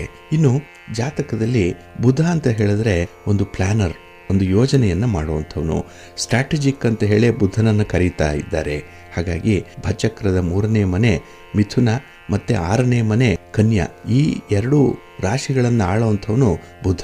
ಹಾಗಾಗಿ 3 ಮತ್ತು 6ನೇ ಮನೆಗಳು ಉಪಚಯ ಮನೆಗಳು ಅಂತಂದ್ರೆ ಫ್ರೀ ವಿಲ್ ಅನ್ನು ಹೇಳುವಂಥದ್ದು. ಇದು ಸಮಯ ಸಂದರ್ಭ ನೋಡಿಕೊಂಡು ಅದು ಬೆಳವಣಿಗೆಯನ್ನು ಹೇಳುತ್ತೆ, ಅನುಭವವನ್ನು ಹೇಳುತ್ತಿದು. ಹಾಗಾಗಿ ಬುಧ ಅಂತ ಹೇಳಿದ್ರೆ ಫ್ಲೆಕ್ಸಿಬಲ್ ಆಗಿರುವಂಥವನು, ಆದರೆ ತಟಸ್ಥ ಗ್ರಹ ಇದು. 3ನೇ ಮನೆ ಅಂತ ಹೇಳಿದ್ರೆ ಈ ಮಿಥುನದ ಮನೆ ಇದು, ಅಂದರೆ ಹುಲ್ಲುಗಾವಲು ಅನ್ನುವಂಥ ಅರ್ಥ. ಏಕೆಂದರೆ ಈ ಬುಧನಿಗೆ ಹಸಿರು ತುಂಬ ಇಷ್ಟವಾಗುತ್ತೆ. ಎಂತಹ ಬಿರುಸಾದ ಗಾಳಿ ಬರಲಿ, ಮಳೆ ಬರಲಿ, ಗುಡುಗು ಬರಲಿ, ಸಿಡುಗು ಬರಲಿ, ಅಲ್ಲಿ ಅಸ್ತಿತ್ವ ಅನ್ನುವಂಥದ್ದು ಉಳ್ಕೊಳ್ಳುತ್ತೆ. ಜೋರಾದ ಗಾಳಿ ಬೀಸಿದಾಗ ಗಾಳಿಯ ದಿಕ್ಕಿಗೆ ನೆಲಕ್ಕೆ ಬಾಗಿ ಕೂಡ ಮರ ಉಳಿಯುವಂಥದ್ದು ಇದೆ. ಇದರ ಅರ್ಥ ತಾಳಿದವನು ಬಾಳಿಯಾನು ಅನ್ನುವಂಥದ್ದು. ಹಾಗಾಗಿ 6ನೇ ಮನೆ ಕನ್ಯಾದ ಬುಧ ಅಂತ ಹೇಳಿದ್ರೆ ಸಂಯೋಜಕ ಅಂತ ಹೇಳಿ ತಿಳ್ಕೊಳ್ಬೇಕು. ಇಲ್ಲಿ ಬುಧ ವಿಶೇಷವಾಗಿ ಮಾತುಗಾರಿಕೆಯನ್ನು ಬಲ್ಲವನಾದ್ರಿಂದ ಎಂಥ ಸಮಸ್ಯೆಗಳನ್ನು ಕೂಡ ಎದುರಿಸಲಿಕ್ಕೆ ಸಾಧ್ಯವಾಗುತ್ತೆ. ಹಾಗಾಗಿ ಕೆಲವರು ನೋಡಿ ಮಾತಿನಲ್ಲಿ ಸಿಕ್ಕಾಕೊಳ್ಳಲ್ಲ, ಮಾತಿನಿಂದ ಕೆಲವು ಮೋಡಿಯನ್ನು ಮಾಡುವಂಥದ್ದು ಇದೆ. ಮಾತನ್ನು ಅವರು ಬಹಳ ವಿಶೇಷವಾಗಿ ಬಳಸ್ತಾರೆ, ಅವರಿಗೆ ಮಾತೇ ಅಸ್ತ್ರ. ಹಾಗಾಗಿನೇ ಮಾತಿನಿಂದಲೇ ಅವರು ಕೆಲಸವನ್ನು ಸಾಧನೆ ಮಾಡಿಕೊಳ್ಳುವಂಥವ್ರು. ಹಾಗಾಗಿನೇ ಕೆಲವು ಜಾಹೀರಾತುಗಳನ್ನು ನೋಡಿದಾಗ ಅವರ ಮಾತು ಇಷ್ಟ ಆಗುತ್ತೆ, ಅವರು ನಮ್ಮನ್ನು ಸಂವಹನದಿಂದ ಸೆಳೆಯುವಂಥದ್ದು. ಹಾಗಾಗಿನೇ ಕೆಲವು ಅಡ್ವರ್ಟೈಸ್ಮೆಂಟ್ಗೆ ಮನಸೋತು ಕೆಲವು ವ್ಯವಹಾರಗಳನ್ನು ಮಾಡುವಂಥವರು ಕೂಡ ಇದ್ದಾರೆ. ಹಾಗಾಗಿ ಬುಧನಿಂದ ಈ ಮಾತು ಅನ್ನುವಂಥದ್ದು ವಿಶೇಷವಾಗಿ ಪರಿಗಣಿಸಲ್ಪಡುವಂಥದ್ದು. ಹಾಗಾಗಿ ಬಂಧುಗಳೇ, ನಿಮ್ಮ ಜಾತಕದಲ್ಲೂ ಕೂಡ ಯಾವ ಗ್ರಹ ಎಲ್ಲಿದೆ ಅನ್ನುವಂಥದ್ದನ್ನು ನೋಡ್ತಾ ಯಾರಿಗೆ ಎಷ್ಟು ಬಲ ಇದೆ, ಯಾವ ಗ್ರಹಕ್ಕೆ ಬಲ ಇದೆ ಬಲ ಇಲ್ಲ ಅನ್ನುವಂಥ ವಿಚಾರದ ಮೇಲೂ ಕೂಡ ಸ್ವಭಾವವನ್ನು ಹೇಳಲಿಕ್ಕೆ ಸಾಧ್ಯವಾಗುತ್ತೆ. ಇದು ಸೂಕ್ಷ್ಮತೆಯ ವಿಚಾರ. ಏಕೆಂದರೆ ಜ್ಯೋತಿಷ್ಯ ಶಾಸ್ತ್ರ ಇದರಲ್ಲೂ ಕೂಡ ನಿಖರವಾಗಿ ಹೇಳುವಂಥ ಒಂದು ವಿಚಾರಗಳನ್ನು ತನ್ನಲ್ಲಿ ಅಡಗಿಸಿಟ್ಕೊಂಡಿದೆ ಅನ್ನುವಂಥದ್ದನ್ನು ನೋಡಿ ನೀವು ವ್ಯಕ್ತಿಯನ್ನು ನಂಬುವಂಥದ್ದು, ಹಾಗೆ ವ್ಯಕ್ತಿಯಿಂದ ಸಹಕಾರಗಳನ್ನು ಪಡ್ಕೊಳ್ಳುವಂಥ ವಿಚಾರಗಳನ್ನು ಮುಂದುವರಿಸಿ ಒಳ್ಳೆಯದಾಗುತ್ತೆ. ಪ್ರೀತಿಯ ಬಂಧುಗಳೇ, ಇನ್ನು ಮುಂದೆ ದ್ವಾದಶ ರಾಶಿಯವರ ಗೋಚಾರ ಫಲಗಳು ಹೇಗಿವೆ ನೋಡೋಣ ಬನ್ನಿ. ಮೊದಲಿಗೆ ಮೇಷರಾಶಿ. ಮೇಷರಾಶಿಯವರಿಗೆ ಈ ದಿನ ದ್ವಿತೀಯದಲ್ಲಿ ಚಂದ್ರ ಇರುವಂತಹ ದಿನ, ಧನಸ್ಥಾನದಲ್ಲಿ ಚಂದ್ರ. ಹಾಗಾಗಿ ಈ ದಿನ ಹಣಕಾಸಿನ ನಿರ್ವಹಣೆಯಲ್ಲಿ ಸ್ವಲ್ಪ ಹಿನ್ನಡೆಯನ್ನು ಅನುಭವಿಸುವಂಥದ್ದು ಇದೆ. ಹಾಗಾಗಿ ಈ ದಿನ ನೀವು ಮಾಡುವಂಥ ಯೋಜನೆಗಳೇನಿದೆ ಅದು ಅಷ್ಟೊಂದು ಫಲಕಾರಿಯಾಗಿಲ್ಲ. ಎಲ್ಲ ಒಂದು ಕಡೆ ಖರ್ಚು ವೆಚ್ಚಕ್ಕೆ ದಾರಿಯಾಗುವಂಥ ಒಂದು ಮನಸ್ಸು, ಹಾಗೆ ನೀವು ತೆಗೆದುಕೊಳ್ಳುವಂಥ ತೀರ್ಮಾನ ಕೂಡ ಸ್ವಲ್ಪ ನಷ್ಟಕ್ಕೆ ಕಾರಣವಾಗುತ್ತೆ. ಹಾಗಾಗಿ ಪ್ರಮುಖವಾದ ನಿರ್ಧಾರಗಳನ್ನು ಈ ದಿನ ಕೈಗೊಳ್ಳಬೇಡಿ. ಇನ್ನು ಯಾವುದೇ ಒಂದು ಹೊಸ ಆದಾಯದ ಮೂಲವನ್ನು ಹುಡುಕ್ತಾ ಇರುವಂಥವ್ರಿಗೂ ಕೂಡ ಅದು ಸಕಾಲದಲ್ಲಿ ಕ್ಲಿಕ್ ಆಗಲ್ಲ. ನಿಮ್ಮ ಒಂದು ಭರವಸೆಯಾಗಲಿ, ನೀವು ಅಂದುಕೊಂಡಂಥ ಯೋಜನೆಗಳಲ್ಲಾಗಲಿ ಕಾರ್ಯರೂಪಕ್ಕೆ ತರುವಲ್ಲಿ ಅಡೆತಡೆಗಳು ಜಾಸ್ತಿ ಇರುತ್ತೆ. ಹಾಗಾಗಿನೇ ಒಂದು ಕೆಲಸ ಆರಂಭ ಆಗಬೇಕು ಅಂತ ಹೇಳಿದ್ರೆ ಅಲ್ಲಿ ಏನೋ ಒಂದು ತೊಂದರೆ ನಿಮಗೆ ಸಿಲುಕುವಂಥದ್ದು. ಹಾಗಾಗಿ ನಿಮ್ಮ ಅಪೇಕ್ಷೆಯಂತೆ ಈ ದಿನ ನಡೆಯಲ್ಲ. ನೀವು ಅಂದುಕೊಳ್ಳುವಂಥದ್ದೇ ಒಂದು, ಭಗವಂತ ಕೊಡುವಂಥ ಫಲವೇ ಬೇರೊಂದು ಆಗಿರುತ್ತೆ. ಹಾಗಾಗಿ ಇದಕ್ಕೆ ಬೇಸರ ಪಡಬೇಡಿ. ಈ ದಿನದ ನಷ್ಟವನ್ನು ನಾಳೆ ತುಂಬಿಕೊಳ್ಳಲಿಕ್ಕೆ ಅವಕಾಶ ಇದೆ. ಆದರೆ ನಿಮ್ಮಲ್ಲಿ ಆತ್ಮವಿಶ್ವಾಸ ಅನ್ನುವಂಥದ್ದು ಮಾತ್ರ ಇರಬೇಕಾಗತ್ತೆ. ಇನ್ನು ಹೊಸ ಜವಾಬ್ದಾರಿ ವಹಿಸಿಕೊಳ್ಳೋ ಮೊದಲು ಈ ದಿನ ನೀವು ಸರಿಯಾಗಿ ಯೋಚನೆ ಮಾಡಿ ಮುಂದುವರಿಬೇಕಾಗತ್ತೆ.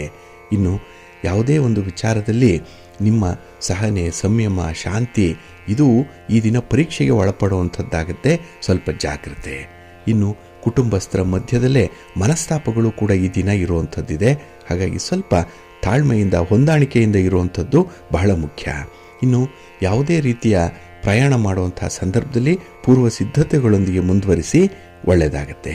ಏಕೆಂದರೆ ಈ ದಿನ ಸಣ್ಣ ಪುಟ್ಟ ಸಮಸ್ಯೆಗಳನ್ನು ನೀವು ಎದುರಿಸಬೇಕಾಗತ್ತೆ. ಹಾಗಾಗಿ ಸ್ವಲ್ಪ ಧೈರ್ಯ ಇರಲಿ, ಆತ್ಮವಿಶ್ವಾಸ ಇರಲಿ, ಹಿರಿಯರ ಆಶೀರ್ವಾದ ಇರಲಿ, ಭಗವಂತನ ಅನುಗ್ರಹ ಪಡ್ಕೊಳ್ಳಿ. ಅದಕ್ಕಾಗಿಯೇ ನಿಮ್ಮ ಮನೆ ದೇವರನ್ನು ಸ್ಮರಣೆ ಮಾಡ್ತಾ ಇದ್ದೀ. ಗಣಪತಿಯನ್ನು ಈ ದಿನ ಆರಾಧನೆ ಮಾಡಿ ಗಣಪತಿಯ ಸ್ತೋತ್ರವನ್ನು ಹೇಳ್ಕೊಳ್ಳಿ, ಒಳ್ಳೆಯದಾಗತ್ತೆ. ನಿಮ್ಮ ಅದೃಷ್ಟದ ಬಣ್ಣ ತಿಳಿ ಹಸಿರು, ಅದೃಷ್ಟದ ದಿಕ್ಕು ಈಶಾನ್ಯ ದಿಕ್ಕು, ಅದೃಷ್ಟ ಸಂಖ್ಯೆ 3. ವೃಷಭರಾಶಿ. ವೃಷಭರಾಶಿಯವರಿಗೆ ಈ ದಿನ ಪರಿಪೂರ್ಣವಾಗಿರುವಂಥ ದಿನ.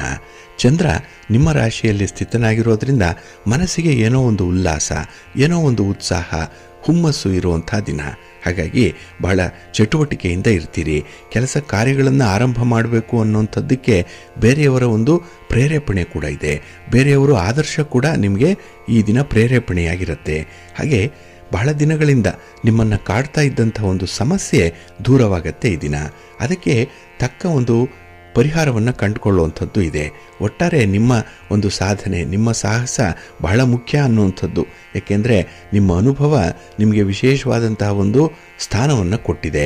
ನೀವು ಪುಸ್ತಕವನ್ನು ಓದಿದ್ರೆ ಅದರಲ್ಲಿ 4 ಆಣೆ ಭಾಗ ಮಾತ್ರ ಬುದ್ಧಿ ಕಲಿಸುತ್ತೆ, ಆದರೆ ಅನುಭವ 12 ಆಣೆಯ ಬುದ್ಧಿಯನ್ನು ಕಲಿಸಿರುತ್ತೆ. ಹಾಗಾಗಿ ನಿಮ್ಮ ಅನುಭವವೇ ಈ ದಿನ ನಿಮ್ಮನ್ನು ಮುನ್ನಡೆಸುವಂಥದ್ದು ಇದೆ. ಇನ್ನು ಹೊಸ ವ್ಯವಹಾರಗಳಿಗೆ, ವ್ಯಾಪಾರಿಗಳಿಗೆ ನಿಮಗೆ ಹೂಡಿಕೆ ಅನ್ನುವಂಥದ್ದು ಸಿಕ್ಕತ್ತೆ. ಹಣಕಾಸಿನ ನೆರವು ಈ ದಿನ ಬಹಳ ಚೆನ್ನಾಗಿ ಒದಗಿ ಬರುವಂಥದ್ದು ಇದೆ. ನಿಮ್ಮ ಯಾವುದೇ ಪ್ರಯತ್ನಗಳು ಕೂಡ ಈ ದಿನ ಅನುಕೂಲಕರವಾಗಿರುತ್ತೆ. ಹಣಕಾಸಿನ ಲಾಭ ಆಗಲಿ ಅಥವಾ ಯಾವುದೇ ಒಂದು ವಿಚಾರದಲ್ಲಿ ನೀವು ಮಾಡುವಂಥ ಪ್ರಯತ್ನದಲ್ಲಿ ನಿಮಗೆ ಹೆಚ್ಚು ಅನುಕೂಲತೆಗಳು ಇರುವಂಥ ದಿನ ಇದು. ಹಾಗೆ ಸೇವಾ ಕಾರ್ಯಗಳನ್ನು ಕೂಡ ಹಮ್ಮಿಕೊಳ್ಳುವಂಥದ್ದು ಇದೆ. ಬೇರೆಯವರಿಗೆ ಸಹಾಯ ಮಾಡುವಂಥದ್ದು, ಸಹಕಾರ ಮಾಡುವಂಥದ್ದು, ಹಾಗೆ ತೀರಾ ಅಗತ್ಯ ಇದ್ದವರಿಗೆ ನಿಮ್ಮಲ್ಲಿರುವಂಥದ್ದನ್ನು ಈ ದಿನ ನೀವು ಹಂಚಿಕೊಳ್ಳುವಂಥ ವಿಚಾರ ಕೂಡ ಮನಸ್ಸಿನಲ್ಲಿರುತ್ತೆ. ಹಾಗೆ ಆತ್ಮವಿಶ್ವಾಸದಲ್ಲಿ ಈ ದಿನ ತುಂಬ ಹೆಚ್ಚಳ ಇರೋದರಿಂದ ಕೆಲವೊಂದು ವಿಶೇಷ ಕೆಲಸಗಳನ್ನು ಮಾಡುವಂಥ ಒಂದು ಮನಸ್ಸು ಕೂಡ ಇರುತ್ತೆ. ಆದರೆ ನಿಮ್ಮ ಆಲೋಚನೆಯ ದಾರಿಯಲ್ಲಿ ಸ್ನೇಹಿತರ ಪ್ರಭಾವ ಬೀಳದಂತೆ ನೀವು ನೋಡಿಕೊಳ್ಳಬೇಕಾಗತ್ತೆ. ಹಾಗಾಗಿನೇ ಈ ದಿನ ನಿಮ್ಮ ಮನೆ ದೇವರನ್ನು ಸ್ಮರಣೆ ಮಾಡ್ಕೊಳ್ತಾ ಇರಿ. ಹಾಗೆ ಭಕ್ತಿಯಿಂದ ವಿಷ್ಣು ಸ್ತೋತ್ರವನ್ನು ಹೇಳ್ಕೊಳ್ಳಿ, ವಿಷ್ಣು ಸಹಸ್ರನಾಮ ಹೇಳ್ಕೊಳ್ಳಿ. ಈ ದಿನ ಒಳ್ಳೆಯದಾಗತ್ತೆ. ನಿಮ್ಮ ಅದೃಷ್ಟದ ಬಣ್ಣ ಬಿಳುಪು, ಅದೃಷ್ಟದ ದಿಕ್ಕು ಈಶಾನ್ಯ ದಿಕ್ಕು, ಅದೃಷ್ಟ ಸಂಖ್ಯೆ 1. ಮಿಥುನ ರಾಶಿ. ಮಿಥುನ ರಾಶಿಯವರಿಗೆ ಈ ದಿನ 12ರ ಸ್ಥಾನದಲ್ಲಿ ಚಂದ್ರ ಇದ್ದಾನೆ. ಹಾಗಾಗಿ ಮನಸ್ಸಿನಲ್ಲಿ ಏನೋ ಒಂದು ಕಳವಳ, ಯಾವನೋ ಒಂದು ಚಿಂತೆ ನಿಮ್ಮನ್ನು ಆವರಿಸ್ಕೊಂಡಿರುತ್ತೆ. ಹಾಗಾಗಿ ಈ ದಿನ ನಿಮಗೆ ಅಸ್ಪಷ್ಟವಾಗಿರುವಂಥ ಒಂದು ದಿನ. ಏಕೆಂದರೆ ಏನು ಮಾಡಬೇಕು ಏನು ಮಾಡಬಾರ್ದು ಅನ್ನೋಂಥದ್ರಲ್ಲಿ ನಿರ್ಧಾರವನ್ನು ತೆಗೆದುಕೊಳ್ಳಿಕ್ಕೂ ಕೂಡ ಈ ದಿನ ಸಾಧ್ಯವಾಗಲ್ಲ. ಅಂಥ ಒಂದು ಗೊಂದಲದ ಪರಿಸ್ಥಿತಿಯಲ್ಲಿ ಈ ದಿನ ಇರಬೇಕಾಗತ್ತೆ. ಹಾಗೆ ಬೇರೆಯವರ ಮಾತಿಗೆ ಕಿವಿ ಕೊಡದೆ ನೀವು ಆಯ್ಕೆ ಮಾಡಿದಂಥ ದಾರಿಗೆ ಅಂಟಿಕೊಳ್ಳುವಂಥದ್ದು ಉತ್ತಮ. ಅಂದರೆ ನಿಮ್ಮ ನಿರ್ಧಾರವೇ ಅಂತಿಮ ಆಗಬೇಕು. ಬೇರೆಯವರ ಒತ್ತಡ, ಬೇರೆಯವರ ದಾಕ್ಷಿಣ್ಯ ಇಂಥದ್ದಕ್ಕೆ ಬಲಿಯಾಗಿ ನೀವು ನಿರ್ಧಾರಗಳನ್ನು ಕೈಗೊಳ್ಳಬೇಡಿ. ನಿಮಗೆ ಯಾವುದು ಸರಿ ಅನಿಸುತ್ತೆ, ಯಾವುದು ಅನುಕೂಲವನ್ನು ತರುತ್ತೆ ಅಂಥ ವಿಚಾರಗಳಲ್ಲಿ ಮುಂದುವರಿಯುವಂಥ ಒಂದು ದಿಟ್ಟತನವನ್ನು ತೋರಿಸ್ಬೇಕಾಗತ್ತೆ. ಹಾಗೆ ಈ ದಿನ ಕೆಲವು ವಿಚಾರಗಳಲ್ಲಿ ಏನೋ ಭಯ, ಏನೋ ಆತಂಕ, ಒಂದು ಇನ್ಸೆಕ್ಯೂರಿಟಿ ಫೀಲಿಂಗ್ ಇರುವಂಥದ್ದು ದಿನ ಕೂಡ. ಹಾಗಾಗಿ ಧೈರ್ಯವಾಗಿ ಹಣಕಾಸಿನ ವ್ಯವಹಾರಗಳನ್ನು ಎದುರಿಸಬೇಕು, ಆತ್ಮವಿಶ್ವಾಸದಿಂದ ಇರಬೇಕು. ಅದಕ್ಕಾಗಿಯೇ ಈ ವಿಚಾರಗಳನ್ನು ಸರಿಯಾಗಿ ತಿಳ್ಕೊಳ್ಬೇಕು. ಈ ಜ್ಞಾನ ಅನ್ನುವಂಥದ್ದು ಬಹಳ ಮುಖ್ಯ. ಹಾಗಾಗಿ ಯಾವುದೇ ವಿಚಾರಕ್ಕೆ ಕೈ ಹಾಕಿದ್ರೂ ಆ ವಿಚಾರದ ಬಗ್ಗೆ ಸಂಪೂರ್ಣವಾಗಿ ತಿಳ್ಕೊಂಡು ಮುಂದುವರಿಯುವಂಥದ್ದು ಉತ್ತಮ. ಅರ್ಧಂಬರ್ಧ ಜ್ಞಾನ ಇದ್ದರೆ ಆ ವಿಚಾರವನ್ನು ಅಲ್ಲಿಗೆ ಕೈ ಬಿಡಿ.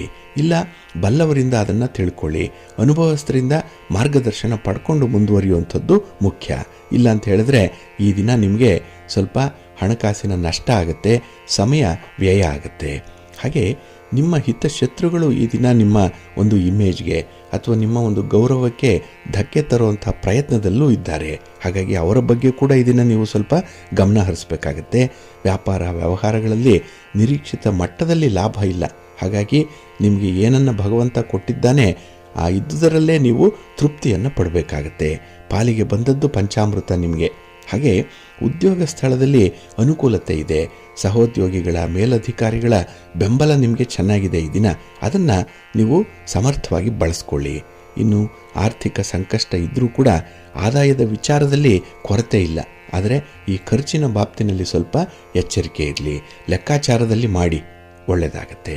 ನಿಮ್ಮ ಮನೆ ದೇವರನ್ನು ಸ್ಮರಣೆ ಮಾಡ್ತಾ ಇರಿ. ಶ್ರೀ ಲಕ್ಷ್ಮೀ ನೃಸಿಂಹ ಸ್ತೋತ್ರವನ್ನು ಈ ದಿನ ಹೇಳ್ಕೊಳ್ಳಿ. ಲಕ್ಷ್ಮೀ ಅಮ್ಮನವರ ದರ್ಶನ ಮಾಡಿ ಈ ದಿನ ಸ್ತೋತ್ರ ಹೇಳ್ಕೊಳ್ಳಿ, ಒಳ್ಳೆಯದಾಗತ್ತೆ. ನಿಮ್ಮ ಅದೃಷ್ಟದ ಬಣ್ಣ ಕೆಂಪು, ಅದೃಷ್ಟದ ದಿಕ್ಕು ಪೂರ್ವ ದಿಕ್ಕು, ಅದೃಷ್ಟ ಸಂಖ್ಯೆ 5. ಕರ್ಕಾಟಕ ರಾಶಿ. ಕರ್ಕಾಟಕ ರಾಶಿಯವರಿಗೆ ಈ ದಿನ ಉತ್ತಮವಾದಂಥ ದಿನ, ಉತ್ತಮ ಫಲಗಳನ್ನು ಪಡ್ಕೊಳ್ಳುವಂಥ ದಿನ, ಉತ್ತಮ ಅವಕಾಶಗಳಿರುವಂಥ ದಿನ. ಏಕೆಂದರೆ ನಿಮ್ಮ ಗುರಿ ಬಹಳ ದೊಡ್ಡದಾಗಿದೆ. ಹಾಗಾಗಿನೇ ಕನಸನ್ನು ಕಾಣಬೇಕು ಅಂತ ಹೇಳಿದ್ರೆ ದೊಡ್ಡ ದೊಡ್ಡ ಕನಸುಗಳನ್ನು ಕಾಣಬೇಕು. ಸಣ್ಣ ಪುಟ್ಟ ವಿಚಾರ ಅಂದರೆ ನಿಮಗೆ ಇಷ್ಟ ಆಗಲ್ಲ. ಹಾಗೆ ಹೊಡೆದರೆ ಭಂಡಾರನೇ ಹೊಡಿಬೇಕು ಅನ್ನುವಂಥ ಮನಸ್ಸಿದೆ. ಹಾಗೆ ನಿರಂತರವಾಗಿ ಜ್ಞಾನವನ್ನು ಪಡ್ಕೊಳ್ತಾ ಇದ್ದೀರಿ. ಒಂದು ನಾಲೆಡ್ಜ್ ಅನ್ನುವಂಥದ್ದು, ಒಂದು ವಿಚಾರದ ಬಗ್ಗೆ ತಿಳುವಳಿಕೆ ಅನ್ನುವಂಥದ್ದು ನಿರಂತರವಾಗಿ ನಿಮಗೆ ಈ ದಿನ ಬರ್ತಾ ಇರುತ್ತೆ. ಮತ್ತು ಪರಿಶ್ರಮದಿಂದ ಕಾರ್ಯನಿರ್ವಹಿಸುವಂಥ ಒಂದು ಜಾಣತನ ಇದೆ. ಕಷ್ಟಪಡ್ತೀರಿ, ಆದರೆ ಸರಿಯಾದ ದಿಕ್ಕಿನಲ್ಲಿ ಕಷ್ಟಪಡುವಂಥದ್ದು, ಇನ್ನು ತಾಳ್ಮೆಯಿಂದ ಇರುವಂಥದ್ದು ಬಹಳ ಮುಖ್ಯವಾಗಿ ಈ ದಿನ ಅನುಸರಣೆಯಲ್ಲಿರುವಂಥದ್ದು. ಹಾಗಾಗಿ ಈ 4 ವಿಚಾರಗಳನ್ನು ನೀವು ಅನುಸರಣೆ ಮಾಡ್ತಾ ಇರ್ತೀರಿ. ಆದ್ದರಿಂದಲೇ ಈ ದಿನ ನಿಮಗೆ ಯಶಸ್ಸು. ನಿಮ್ಮ ವ್ಯಾಪಾರ ವ್ಯವಹಾರಗಳಲ್ಲಿ ಲಾಭ. ನೀವು ಯಾವುದೇ ಕೆಲಸ ಮಾಡಿ ಅದರಲ್ಲಿ ಒಂದು ಸಂತೃಪ್ತಿ. ಹಾಗಾಗಿ ಈ ದಿನ ನಿಮಗೆ ನಿಮ್ಮ ಒಂದು ಕೆಲಸ ಕಾರ್ಯಗಳಲ್ಲಿ, ನಿಮ್ಮ ವಿಚಾರಗಳಲ್ಲೇ ನಿಮಗೆ ಒಂದು ಹೆಮ್ಮೆ, ನಿಮ್ಮನ್ನು ನೀವೇ ಹೆಚ್ಚು ಪ್ರೀತಿಸುವಂಥ ಒಂದು ಸಂದರ್ಭ ಕೂಡ ಇದೆ. ಹಾಗೆ ನಿಮ್ಮ ಆಲೋಚನೆಗಳನ್ನು ಕಾರ್ಯರೂಪಕ್ಕೆ ತರುವಂಥ ಒಂದು ಸಾಮರ್ಥ್ಯ ಇದೆ. ನಿಮಗೆ ಗೊತ್ತಿದೆ ಯಾವ ಕೆಲಸವನ್ನು ಹೇಗೆ ಆರಂಭ ಮಾಡಬೇಕು, ಹೇಗೆ ಅದನ್ನು ಮುಕ್ತಾಯ ಮಾಡಬೇಕು ಅನ್ನುವಂಥ ವಿಚಾರ ಈ ದಿನ ಬಹಳ ಸೂಕ್ಷ್ಮದ ವಿಚಾರಗಳು. ಅದನ್ನು ಬಹಳ ಚೆನ್ನಾಗಿ ನಿಭಾಯಿಸ್ತೀರಿ. ಆದರೆ ಈ ಬೇರೆಯವರ ಹೇಳಿಕೆ ಮಾತಿಗೆ, ಬೇರೆಯವರ ಇನ್ಫ್ಲೂಯೆನ್ಸ್ಗೆ ಈ ದಿನ ಒಳಗಾಗಬೇಡಿ. ನಿಮ್ಮ ಹಿತಶತ್ರುಗಳ ಬಗ್ಗೆ ಈ ದಿನ ಸ್ವಲ್ಪ ಜಾಗೃತೆಯಿಂದ ಇರಿ. ಏಕೆಂದರೆ ನೀವು ಈ ದಿನ ಭಾರಿ ಸ್ಪೀಡಲ್ಲಿದ್ದೀರಿ. ಅಂದರೆ ವೇಗದಲ್ಲಿ ಕೆಲಸಗಳನ್ನು ಮಾಡ್ತಾ ಇದ್ದೀರಿ. ಈ ಸ್ಪೀಡ್ ಬ್ರೇಕರ್ಸ್ ಥರ ಅಂಥವರು ನಿಮಗೆ ಸ್ವಲ್ಪ ತೊಂದರೆಯನ್ನು ಕೊಡುವಂಥವರಿದ್ದಾರೆ. ನಿಮ್ಮ ಪಕ್ಕದಲ್ಲೇ ಇರ್ತಾರೆ. ಸ್ವಲ್ಪ ಎಚ್ಚರಿಕೆಯಿಂದ ನೋಡಿಕೊಳ್ಳಿ. ಇನ್ನು ಈ ದಿನ ಎಲ್ಲ ಸಮಸ್ಯೆಗಳನ್ನು ಕೂಡ ಪರಿಹಾರ ಮಾಡುವಂಥ ಒಂದು ಮನಸ್ಸಿದೆ, ಅಂಥ ಒಂದು ಸಾಮರ್ಥ್ಯ ಕೂಡ ಇದೆ. ಹಾಗಾಗಿನೇ ನಿಮ್ಮ ಘನತೆ ಗೌರವವನ್ನು ಉಳಿಸ್ಕೊಂಡು ಕೆಲಸ ಮಾಡುವಂಥ ಒಂದು ಇಚ್ಛಾಶಕ್ತಿ ಇದೆ. ಹಾಗೆ ನಿಮ್ಮ ಪ್ರೀತಿ ಪ್ರೇಮದ ವಿಚಾರದಲ್ಲೂ ಕೂಡ ಸ್ಪಷ್ಟವಾದ ನಿಮ್ಮ ನಿಲುವನ್ನು ತಿಳಿಸುವಂಥ ಸಂದರ್ಭ ಕೂಡ ಇದೆ.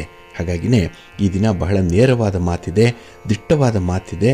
ಜೊತೆಗೆ ಈ ದಿನ ನಿಮಗೆ ನಿಮ್ಮ ಕನಸನ್ನು ನನಸು ಮಾಡಿಕೊಳ್ಳುವಂಥ ಎಲ್ಲ ಅವಕಾಶಗಳನ್ನು ಕೂಡ ಭಗವಂತ ಕೊಟ್ಟಿದ್ದಾನೆ. ಹಾಗಾಗಿ ಮನಸ್ಸು ಮಾಡಿದರೆ ಏನು ಬೇಕಾದರೂ ಮಾಡಬಹುದು ಈ ದಿನ. ಅದನ್ನು ನೀವು ಸರಿಯಾಗಿ ಎನ್ಕ್ಯಾಶ್ ಮಾಡ್ಕೊಳ್ಳಿ, ನಿಮ್ಮ ಧೈರ್ಯವನ್ನು ಎನ್ಕ್ಯಾಶ್ ಮಾಡ್ಕೊಳ್ಳಿ, ನಿಮ್ಮ ಮನಸ್ಸನ್ನು ನೀವು ಎನ್ಕ್ಯಾಶ್ ಮಾಡಿಕೊಂಡು ಮುಂದುವರಿರಿ, ಒಳ್ಳೆಯದಾಗತ್ತೆ. ನಿಮ್ಮ ಮನೆ ದೇವರನ್ನು ಸ್ಮರಣೆ ಮಾಡ್ತಾ ಇರಿ. ಲಕ್ಷ್ಮೀ ವೆಂಕಟೇಶ್ವರ ಸ್ವಾಮಿಯ ಆರಾಧನೆ ಮಾಡಿ, ಪ್ರಾರ್ಥನೆ ಮಾಡಿ, ದರ್ಶನ ಮಾಡಿ. ಈ ದಿನ ಒಳ್ಳೆಯದಾಗುತ್ತೆ. ನಿಮ್ಮ ಅದೃಷ್ಟದ ಬಣ್ಣ ಕೆಂಪು, ಅದೃಷ್ಟದ ದಿಕ್ಕು ಈಶಾನ್ಯ ದಿಕ್ಕು, ಅದೃಷ್ಟ ಸಂಖ್ಯೆ 1. ಸಿಂಹರಾಶಿ. ಸಿಂಹರಾಶಿಯವರಿಗೆ ಈ ದಿನ ಚಂದ್ರ ಉದ್ಯೋಗ ಸ್ಥಾನದಲ್ಲಿದ್ದಾನೆ, 10ನೇ ಮನೆಯಲ್ಲಿದ್ದಾನೆ. ಹಾಗಾಗಿನೇ ನಿಮ್ಮ ಕೆಲಸ ಕಾರ್ಯಗಳು, ನಿಮ್ಮ ಉದ್ಯೋಗ, ನಿಮ್ಮ ವ್ಯಾಪಾರ, ಸ್ವಂತ ಬಿಸಿನೆಸ್ಸಲ್ಲಿ ಈ ದಿನ ಸ್ವಲ್ಪ ಪ್ರಗತಿಯನ್ನು ಕಾಣುವಂಥ ದಿನ. ಏನೋ ಒಂದು ಆಶಾ ಭಾವನೆ ನಿಮ್ಮನ್ನು ಹಿಡಿದು ನಿಲ್ಲಿಸಿರುತ್ತೆ. ಈ ದಿನ ಭರವಸೆ ಇದೆ, ಆತ್ಮವಿಶ್ವಾಸ ಇದೆ. ಹಾಗಾಗಿ ಇವತ್ತಲ್ಲ ನಾಳೆ ಗೆದ್ದೇ ಗೆಲ್ತೀನಿ ಅನ್ನುವಂಥ ಒಂದು ಸ್ಥೈರ್ಯ, ಆತ್ಮಸ್ಥೈರ್ಯ ನಿಮ್ಮಲ್ಲಿ ಹೆಚ್ಚಾಗಿರುವಂಥದ್ದು ಈ ದಿನ. ಹಾಗೆ ಈ ದಿನ ಸಾಕಷ್ಟು ಆದಾಯವನ್ನು ಗಳಿಸ್ಕೊಳ್ಳುವಂಥದ್ದು ಇದೆ, ಉಪಯೋಗ ಇದೆ, ಅನುಕೂಲ ಇದೆ ಈ ದಿನದ ವ್ಯವಹಾರಗಳಲ್ಲಿ. ಇನ್ನು ಪ್ರಮುಖ ಕಾರ್ಯಗಳನ್ನು ಸಮಯಕ್ಕೆ ಸರಿಯಾಗಿ ಆರಂಭ ಮಾಡಬೇಕು ಅನ್ನುವಂಥ ಒಂದು ಇಚ್ಛಾಶಕ್ತಿ ಇದೆ. ಇದಕ್ಕೆ ನಿಮ್ಮ ಬಂಧು ಬಾಂಧವರು, ನಿಮ್ಮ ಸ್ನೇಹಿತರ ಸಹಕಾರ ಕೂಡ ಈ ದಿನ ಸಂದರ್ಭೋಚಿತವಾಗಿ ಸಿಕ್ಕತ್ತೆ. ಹಾಗೆ ಹಳೆಯ ಸ್ನೇಹಿತರ ಪುನರ್ಮಿಲನ ನಿಮಗೆ ಸಂತೋಷವನ್ನು ತರುವಂಥ ವಿಚಾರ. ಹಾಗಾಗಿ ನಿಮ್ಮ ಕಷ್ಟ ಸುಖಗಳನ್ನು ಹೇಳಿಕೊಳ್ಳುವಂಥ ಒಂದು ವಿಚಾರ ಕೂಡ ಈ ದಿನ ಇದೆ. ಅಂಥ ಒಂದು ವೇದಿಕೆ ಈ ದಿನ ನಿಮಗೆ ಸಿಕ್ಕುವಂಥದ್ದಿದೆ. ಇನ್ನು ಸ್ಥಿರಾಸ್ತಿ ವಿವಾದಗಳೇನಾದರೂ ಇದ್ದರೆ, ಮನೆ, ಸೈಟು, ಜಮೀನು ಇತ್ಯಾದಿ ವಿಚಾರಗಳಲ್ಲಿ ಯಾವುದೇ ತಂಟೆ ತಕರಾರುಗಳಿದ್ದರೆ ಅದನ್ನು ಹೇಗೆ ಬಗೆಹರಿಸ್ಕೊಳ್ಬೇಕು ಅನ್ನುವಂಥದ್ರ ಬಗ್ಗೆ ಈ ದಿನ ಒಂದು ಮಾರ್ಗೋಪಾಯ ನಿಮಗೆ ಸಿಕ್ಕತ್ತೆ. ಯಾರದ್ದೋ ಒಂದು ಸಲಹೆ, ಯಾರದ್ದೋ ಒಂದು ಮಾರ್ಗದರ್ಶನ ಈ ದಿನ ನಿಮಗೆ ದಕ್ಕುವಂಥದ್ದು, ಅದರಂತೆ ನಡೆಯುವಂಥ ಒಂದು ಪ್ರಯತ್ನ ಕೂಡ ಇದೆ. ಹಾಗಾಗಿ ಸಮಸ್ಯೆಗಳನ್ನು ಪರಿಹಾರ ಮಾಡಿಕೊಳ್ಳುವಂಥ ನಿಟ್ಟಿನಲ್ಲಿ ನೀವು ಒಂದು ಹೆಜ್ಜೆ ಮುಂದೆ ಇರ್ತೀರಿ ಈ ದಿನದಲ್ಲಿ. ಹಾಗೆ ಹೊಸ ಪ್ರೋತ್ಸಾಹಗಳು ನಿಮಗೆ ಸಿಕ್ಕುವಂಥದ್ದು, ನಿಮ್ಮ ಪ್ರೀತಿ ಪಾತ್ರರ ಮಾತು, ನಿಮ್ಮ ಗುರುಗಳ ಮಾತು ನಿಮಗೆ ಹೆಚ್ಚು ನಂಬಿಕೆಯನ್ನು ತರಿಸುತ್ತೆ. ಹಾಗಾಗಿನೇ ನಿಮಗೆ ಒಂದು ರೀತಿಯಲ್ಲಿ ಮಂಡು ಧೈರ್ಯ. ಏಕೆಂದರೆ ಕೆಲಸಗಳು ಸರಿ ದಾರಿಯಲ್ಲಿ ನಡೀತಾ ಇದೆ, ಸರಿ ದಿಕ್ಕಿನಲ್ಲಿ ನಿಮ್ಮ ಗುರಿ ಇದೆ ಅನ್ನುವಂಥದ್ದರ ಆತ್ಮವಿಶ್ವಾಸ ನಿಮ್ಮನ್ನು ಈ ದಿನ ಗೆಲ್ಲಿಸ್ಬಿಡತ್ತೆ. ಹಾಗೆ ಈ ಸ್ನೇಹ ಅನ್ನುವಂಥದ್ದು ನೆನಪು ಅಲ್ಲ, ಕನಸು ಅಲ್ಲ ಅಂತ ಹೇಳ್ತಾರೆ. ಏಕೆಂದರೆ ನಮ್ಮ ಜೊತೆ ಸದಾ ಇರುವಂಥ ಒಂದು ಮನಸ್ಸದು. ಹಾಗಾಗಿ ಮನಸ್ಸಿನಂತೆ ಮಹಾದೇವ. ಈ ದಿನ ಮನಸ್ಸು ಮಾಡಿದ್ರೆ ಎಂಥದ್ದನ್ನೂ ಕೂಡ ನೀವು ಸಾಧನೆ ಮಾಡಿ ತೋರಿಸುವಂಥ ಒಂದು ಛಲ ಇದೆ, ಹಠ ಇದೆ, ಶಕ್ತಿ ಇದೆ, ಸಾಮರ್ಥ್ಯ ಇದೆ. ಇದನ್ನು ನೀವು ಸಂಪೂರ್ಣವಾಗಿ ಬಳಸ್ಕೊಳ್ತೀರಿ. ಹಾಗಾಗಿನೇ ಈ ದಿನ ನಿಮಗೆ ಸಕ್ಸಸ್ಫುಲ್ ಆಗಿರುವಂಥ ದಿನ. ಆದರೆ ಈ ಕುಟುಂಬಸ್ಥರ ನಡವಳಿಕೆ ಎಲ್ಲೋ ಒಂದು ಕಡೆ ನಿಮಗೆ ಬೇಸರವನ್ನು ತರಿಸುವಂಥದ್ದಿದೆ. ಹಾಗಾಗಿ ನಿಮ್ಮ ಸಾಧನೆಯ ಮುಂದೆ ಇಂಥ ವಿಚಾರಗಳು ನಗಣ್ಯ. ಅದಕ್ಕೆ ಹೆಚ್ಚು ಬೆಲೆ ಕೊಡಬೇಡಿ, ಅದನ್ನು ಕಿವಿಗೆ ಹಾಕ್ಕೊಳ್ಬೇಡಿ. ನಿಮ್ಮ ಗುರಿಯತ್ತ ನಿಮ್ಮ ಲಕ್ಷ್ಯ ಇರಲಿ, ಒಳ್ಳೆಯದಾಗತ್ತೆ. ನಿಮ್ಮ ಮನೆ ದೇವರನ್ನು ಸ್ಮರಣೆ ಮಾಡ್ತಾ ಇರಿ, ಶಿವಪಾರ್ವತಿಯರ ದರ್ಶನ ಮಾಡಿ, ಶಿವಸ್ತೋತ್ರವನ್ನು ಹೇಳ್ಕೊಳ್ಳಿ. ಶಿವನಾಮ ಸ್ಮರಣೆ ನಿಮಗೆ ಹೆಚ್ಚಿನ ಬಲವನ್ನು ತರುತ್ತೆ. ನಿಮ್ಮ ಅದೃಷ್ಟದ ಬಣ್ಣ ನೇರಳೆ, ಅದೃಷ್ಟದ ದಿಕ್ಕು ಪೂರ್ವ ದಿಕ್ಕು, ಅದೃಷ್ಟ ಸಂಖ್ಯೆ 1. ಕನ್ಯಾ ರಾಶಿ. ಕನ್ಯಾ ರಾಶಿಯವರಿಗೆ ಈ ದಿನ ಮಿಶ್ರ ಫಲಗಳಿರುವಂಥ ದಿನ. ಹಾಗಾಗಿ ನಿಮ್ಮ ಕೆಲಸ ಕಾರ್ಯಗಳಲ್ಲಾಗಲಿ, ನಿಮ್ಮ ಉದ್ಯೋಗದಲ್ಲಾಗಲಿ ಈ ದಿನ ನಿಮ್ಮ ಒಂದು ಪ್ರಯತ್ನ ಸಾಕಷ್ಟು ಯಶಸ್ಸನ್ನು ಪಡ್ಕೊಳ್ಳಲ್ಲ. ಯಾಕೆಂದರೆ ನಿಮಗೆ ಅರ್ಧಂಬರ್ಧ ಮನಸ್ಸಿರುವಂಥದ್ದು. ಜೊತೆಗೆ ಆಸುಪಾಸಿನ ಜನರಿಂದ ತುಂಬ ಪ್ರಭಾವಿತರಾಗಿರ್ತೀರಿ. ಬೇರೆಯವರ ಮಾತಾಗಲಿ, ಅವರ ಒಂದು ನಂಬಿಕೆಗೆ ಒಳಪಟ್ಟಂಥ ವಿಚಾರಗಳಲ್ಲಾಗಲಿ ಈ ದಿನ ನೀವು ತುಂಬ ಪ್ರಭಾವಿತರಾಗುವಂಥದ್ದು. ಹಾಗಾಗಿ ಸಣ್ಣ ಪುಟ್ಟ ವ್ಯತ್ಯಾಸಗಳಾದರೂ ಕೂಡ ಈ ದಿನ ಮನಸ್ಸಿಗೆ ಸ್ವಲ್ಪ ಆಘಾತ ಆಗುತ್ತೆ. ಕೆಲವರಿಂದ ಕೆಲವು ವಿಚಾರಗಳನ್ನು ನಿರೀಕ್ಷೆ ಮಾಡಿರಲ್ಲ, ಅಂಥದ್ದು ಈ ದಿನ ಹಾಗೆ ಆಗುತ್ತೆ. ಇದು ಮನಸ್ಸಿಗೆ ಒಂದು ವೇದನೆಯನ್ನು ತರುವಂಥದ್ದು, ದುಃಖವನ್ನು ತರುವಂಥ ವಿಚಾರಗಳು ಕೂಡ ಇರುತ್ತೆ. ಹಾಗಾಗಿ ಅತ್ಯಂತ ಎಚ್ಚರಿಕೆಯಿಂದ ಇರುವಂಥ ಅಗತ್ಯ ಇದೆ. ಇನ್ನು ಬೇರೆಯವರನ್ನು ಹೆಚ್ಚು ನಂಬಿದ್ರೆ ಈ ದಿನ ನಿಮಗೆ ಹಿನ್ನಡೆ. ಅದಕ್ಕಾಗಿಯೇ ಯಾರನ್ನೂ ಕೂಡ ಡಿಪೆಂಡ್ ಆಗಬೇಡಿ. ಈ ದಿನ ನಿಮ್ಮ ಸ್ವಂತ ಬಲದಲ್ಲಿ ನಿಮ್ಮ ಶಕ್ತಿ ಸಾಮರ್ಥ್ಯ ಏನಿದೆ, ಎಷ್ಟಿದೆ, ಅದರ ಆಧಾರದ ಮೇಲೆ ಕೆಲಸಗಳ ಆಯ್ಕೆ ಆಗಲಿ, ಅದನ್ನು ಮುಂದುವರಿಸುವಂಥ ಒಂದು ಮನಸ್ಸು ಮಾಡಿ. ಇನ್ನು ಹಣಕಾಸಿನ ವ್ಯವಹಾರಗಳಿಗೆ ಕೈ ಹಾಕಬೇಡಿ. ಇನ್ನು ಯಾವುದೇ ಒಂದು ಲೆಕ್ಕಾಚಾರ ಮಾಡಿದ್ರೂ ದಾಖಲೆಗಳ ಮೂಲಕ ಮಾಡಬೇಕು, ಎಲ್ಲದಕ್ಕೂ ಒಂದು ಪ್ರೂಫ್ ಇರಬೇಕು. ಆ ರೀತಿಯಲ್ಲಿ ನೀವು ನಡ್ಕೊಳ್ಬೇಕಾಗತ್ತೆ. ಇನ್ನು ಈ ದಿನ ನಿಂತು ಹೋದಂತಹ ಯೋಜನೆಗಳನ್ನು ಮರು ಆರಂಭ ಮಾಡುವಂಥ ಒಂದು ಆಲೋಚನೆ ಕೂಡ ಇದೆ. ಇದೇನೋ ಒಳ್ಳೆಯದು, ಆದರೆ ಸ್ವಲ್ಪ ಪೂರ್ವ ಸಿದ್ಧತೆ ಬೇಕಾಗತ್ತೆ. ಇಲ್ಲಾಂದರೆ ಮತ್ತೆ ಅಂತಹ ಕೆಲಸಗಳು ಅರ್ಧಂಬರ್ಧಕ್ಕೆ ನಿಲ್ಲುವಂಥ ಸಾಧ್ಯತೆ ಇದೆ. ಇನ್ನು ಯಾವುದೇ ವಿಚಾರದಲ್ಲೂ ಕೂಡ ಆತುರ ಪಡಬೇಡಿ. ನಿಮ್ಮ ಸಂಗಾತಿ, ನಿಮ್ಮ ಪ್ರೀತಿ ಪಾತ್ರರ ವಿಚಾರದಲ್ಲಿ ಅವರ ಜೊತೆ ಮಾತುಕತೆ, ಏನೇ ಒಂದು ಚರ್ಚೆ ನಡೆದರೂ ಆತುರವಾಗಿ ಮಾತಾಡಬೇಡಿ. ನಿಮ್ಮ ಮಾತಿನಲ್ಲಿ ಸ್ವಲ್ಪ ನಿಯಂತ್ರಣ ಇಟ್ಕೊಳ್ಳುವಂಥದ್ದು ಬಹಳ ಮುಖ್ಯ. ಇನ್ನು ಈ ದಿನ ಯಾವುದೇ ಒಂದು ಭಿನ್ನಾಭಿಪ್ರಾಯ ಬಂದರೆ ಯಾರ ಜೊತೆಯಲ್ಲಾದರೂ ಕೂಡ ಅದನ್ನು ಕೂಡಲೇ ಸರಿಪಡಿಸ್ಕೊಳ್ಳುವಂಥ ಒಂದು ಪ್ರಯತ್ನ ಮಾಡಿ, ಅದನ್ನು ಮುಂದಕ್ಕೆ ಹಾಕಬೇಡಿ. ಏಕೆಂದರೆ ಅಂಥ ವಿಚಾರಗಳೇ ರಾಶಿಯಾಗಿ ನಿಮ್ಮ ಮುಂದೆ ಬಂದು ಮುಂದೆ ನಿಲ್ಲುವಂಥದ್ದು ಇದೆ. ಹಾಗಾಗಿ ಸಣ್ಣ ಪುಟ್ಟ ವಿಚಾರಗಳನ್ನು ಆಗಲೇ ನೀವು ಬಗೆಹರಿಸ್ಕೊಳ್ಳಿ, ಸ್ವಲ್ಪ ಹೊಂದಾಣಿಕೆ ಮಾಡಿಕೊಳ್ಳಿ, ಮಾತನ್ನು ನಿಯಂತ್ರಣ ಮಾಡಿಕೊಳ್ಳಿ, ಕೋಪವನ್ನು ನಿಯಂತ್ರಣ ಮಾಡಿಕೊಳ್ಳಿ. ಈ ದಿನ ಒಳ್ಳೆಯದಾಗತ್ತೆ. ನಿಮ್ಮ ಮನೆ ದೇವರನ್ನು ಸ್ಮರಣೆ ಮಾಡ್ತಾ ಇರಿ.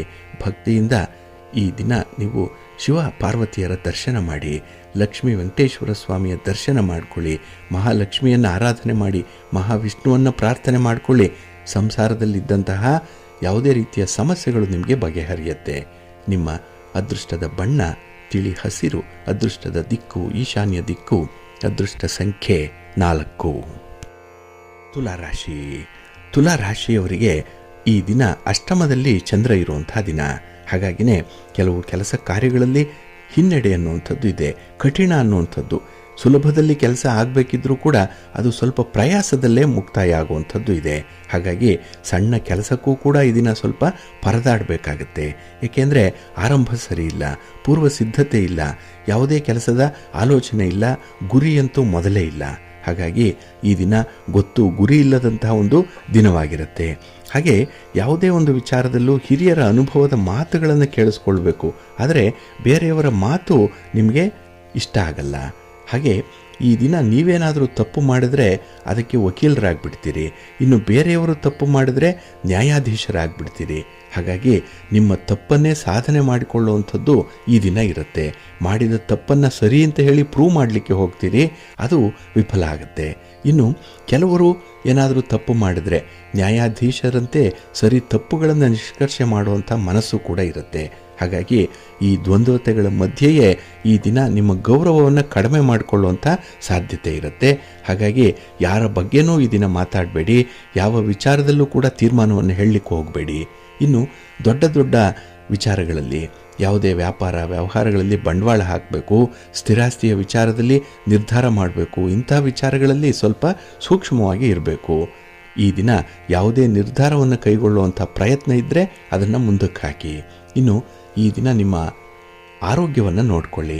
ಆಹಾರ ವಿಹಾರಗಳ ವ್ಯತ್ಯಾಸದಿಂದ ಈ ದಿನ ಸ್ವಲ್ಪ ನಿಮ್ಮ ಬದುಕು ಹೈರಾಣ ಆಗುತ್ತೆ. ಇನ್ನು ದೂರದ ಪ್ರಯಾಣ ಏನಾದರೂ ಇದ್ದರೆ ಸ್ವಲ್ಪ ಜಾಗ್ರತೆ, ಆದಷ್ಟು ಮುಂದಕ್ಕೆ ಹಾಕಿ. ಏಕೆಂದರೆ ನೀವು ಇಂದಲೇ ಅಂದರೆ ನೀವು ಇದ್ದ ಸ್ಥಳದಿಂದಲೇ ಕೆಲವು ಕೆಲಸಗಳನ್ನು ನಿರ್ವಹಣೆ ಮಾಡಲಿಕ್ಕೆ ಸಾಧ್ಯ ಇದೆ. ಅಂಥ ಒಂದು ಕಮ್ಯುನಿಕೇಷನನ್ನು, ಅಂಥ ಒಂದು ನೆಟ್ವರ್ಕನ್ನು ಬಳಸ್ಕೊಳ್ಳಿ. ನೀವೇ ಸ್ವತಃ ಹೋಗಿ ಕೆಲಸ ಮಾಡುವಂಥದ್ದನ್ನು ಆದಷ್ಟು ಅವಾಯ್ಡ್ ಮಾಡಿ. ಇನ್ನು ನಿಮ್ಮ ಪ್ರೀತಿ ಪಾತ್ರರ ವಿಚಾರದಲ್ಲಿ ಸ್ವಲ್ಪ ಸೂಕ್ಷ್ಮವಾಗಿ ಇರಬೇಕಾಗತ್ತೆ, ಸ್ವಲ್ಪ ಸೆನ್ಸಿಟಿವ್ ಆಗಿರಬೇಕು. ಅವರ ಬೇಕು ಬೇಡಗಳ ಬಗ್ಗೆ ಈ ದಿನ ಗಮನ ಕೊಡಿ, ಅವರ ಮಾತಿಗೆ ಈ ದಿನ ಗೌರವ ಕೊಡಿ, ವಿಶ್ವಾಸ ಇಟ್ಕೊಳ್ಳಿ. ಮಾತಿನಲ್ಲಿ ಸ್ವಲ್ಪ ನಿಗಾ ಇರಲಿ ನಿಮಗೆ. ನಿಮ್ಮ ಇಷ್ಟ ದೇವರನ್ನು ಆರಾಧನೆ ಮಾಡ್ತಾ ಇರಿ. ಹಾಗೆ ಭಕ್ತಿಯಿಂದ ನವಗ್ರಹ ಸ್ತೋತ್ರವನ್ನು ಹೇಳ್ಕೊಳ್ಳಿ, ನವಗ್ರಹಗಳ ದರ್ಶನ ಮಾಡಿ. ಈ ದಿನ ಒಳ್ಳೆಯದಾಗತ್ತೆ. ನಿಮ್ಮ ಅದೃಷ್ಟದ ಬಣ್ಣ ಬಿಳುಪು, ಅದೃಷ್ಟದ ದಿಕ್ಕು ಪೂರ್ವ ದಿಕ್ಕು, ಅದೃಷ್ಟ ಸಂಖ್ಯೆ 2. ವೃಶ್ಚಿಕ ರಾಶಿಯವರಿಗೆ ಈ ದಿನ ಕಳತ್ರ ಸ್ಥಾನದಲ್ಲಿ ಚಂದ್ರ ಇದ್ದಾನೆ.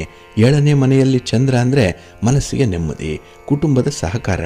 ಹಾಗೆ ನಿಮ್ಮ ಕೆಲಸ ಕಾರ್ಯಗಳಿಗೆ ನಿಮ್ಮ ಪ್ರೀತಿ ಪಾತ್ರರಿಂದ ಅತ್ಯುತ್ತಮವಾದಂತಹ ಸಹಕಾರ, ನೆರವು ಸಮಯೋಚಿತವಾಗಿ ಸಿಕ್ಕತ್ತೆ. ಹಣಕಾಸಿನ ನೆರವು ಸಿಕ್ಕತ್ತೆ. ನಿಮ್ಮ ಪತ್ನಿಯಿಂದ ಅಥವಾ ಪತಿಯಿಂದ ಸಿಕ್ಕುವಂಥದ್ದು, ಇಲ್ಲ ಭರವಸೆಯಾದರೂ ಸಿಕ್ಕತ್ತೆ. ಆತ್ಮವಿಶ್ವಾಸದ ಸಾಂತ್ವನದ ಮಾತು ಕೂಡ ಈ ದಿನ ನಿಮಗೆ ಸಿಕ್ಕುವಂಥದ್ದು ಇದೆ. ಒಟ್ಟಾರೆ ಈ ದಿನ ನಿಮ್ಮ ಒಂದು ಪ್ರಯತ್ನಕ್ಕೆ ಒಳ್ಳೆಯ ಫಲ ಅನ್ನುವಂಥದ್ದು ಸಿಕ್ಕತ್ತೆ. ಇನ್ನು ಆತ್ಮೀಯರ ಸಹಕಾರದಿಂದ ಸಾಲದ ಸಮಸ್ಯೆ ನಿಮಗೆ ಈ ದಿನ ಪರಿಹಾರ ಆಗುವಂಥದ್ದು ಇದೆ.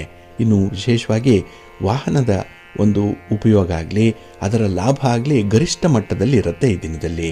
ಇನ್ನು ವೃತ್ತಿಪರ ವ್ಯವಹಾರಗಳಲ್ಲಿ ಬೇರೆಯವರ ವಿಚಾರದಲ್ಲಿ ಹಸ್ತಕ್ಷೇಪವನ್ನು ಮಾಡಬೇಡಿ. ಹಾಗಾಗಿ ನಿಮ್ಮ ಕೆಲಸ ಏನಿದೆ ಅದನ್ನು ನೋಡಿಕೊಂಡ್ರೆ ಈ ದಿನ ಸಾಕು. ಇನ್ನು ವಿಶೇಷತೆ ಅಂತ ಹೇಳಿದ್ರೆ, ಈ ದಿನ ನಿಮಗೆ ಸದಾಕಾಲ ಉಪಯೋಗ ಆಗುವಂಥ ಕೆಲಸವೊಂದನ್ನು ಮಾಡ್ತೀರಿ. ಅದು ನಿಮ್ಮ ನೆರವಿಗೆ ಬರುವಂಥ ಕೆಲಸ.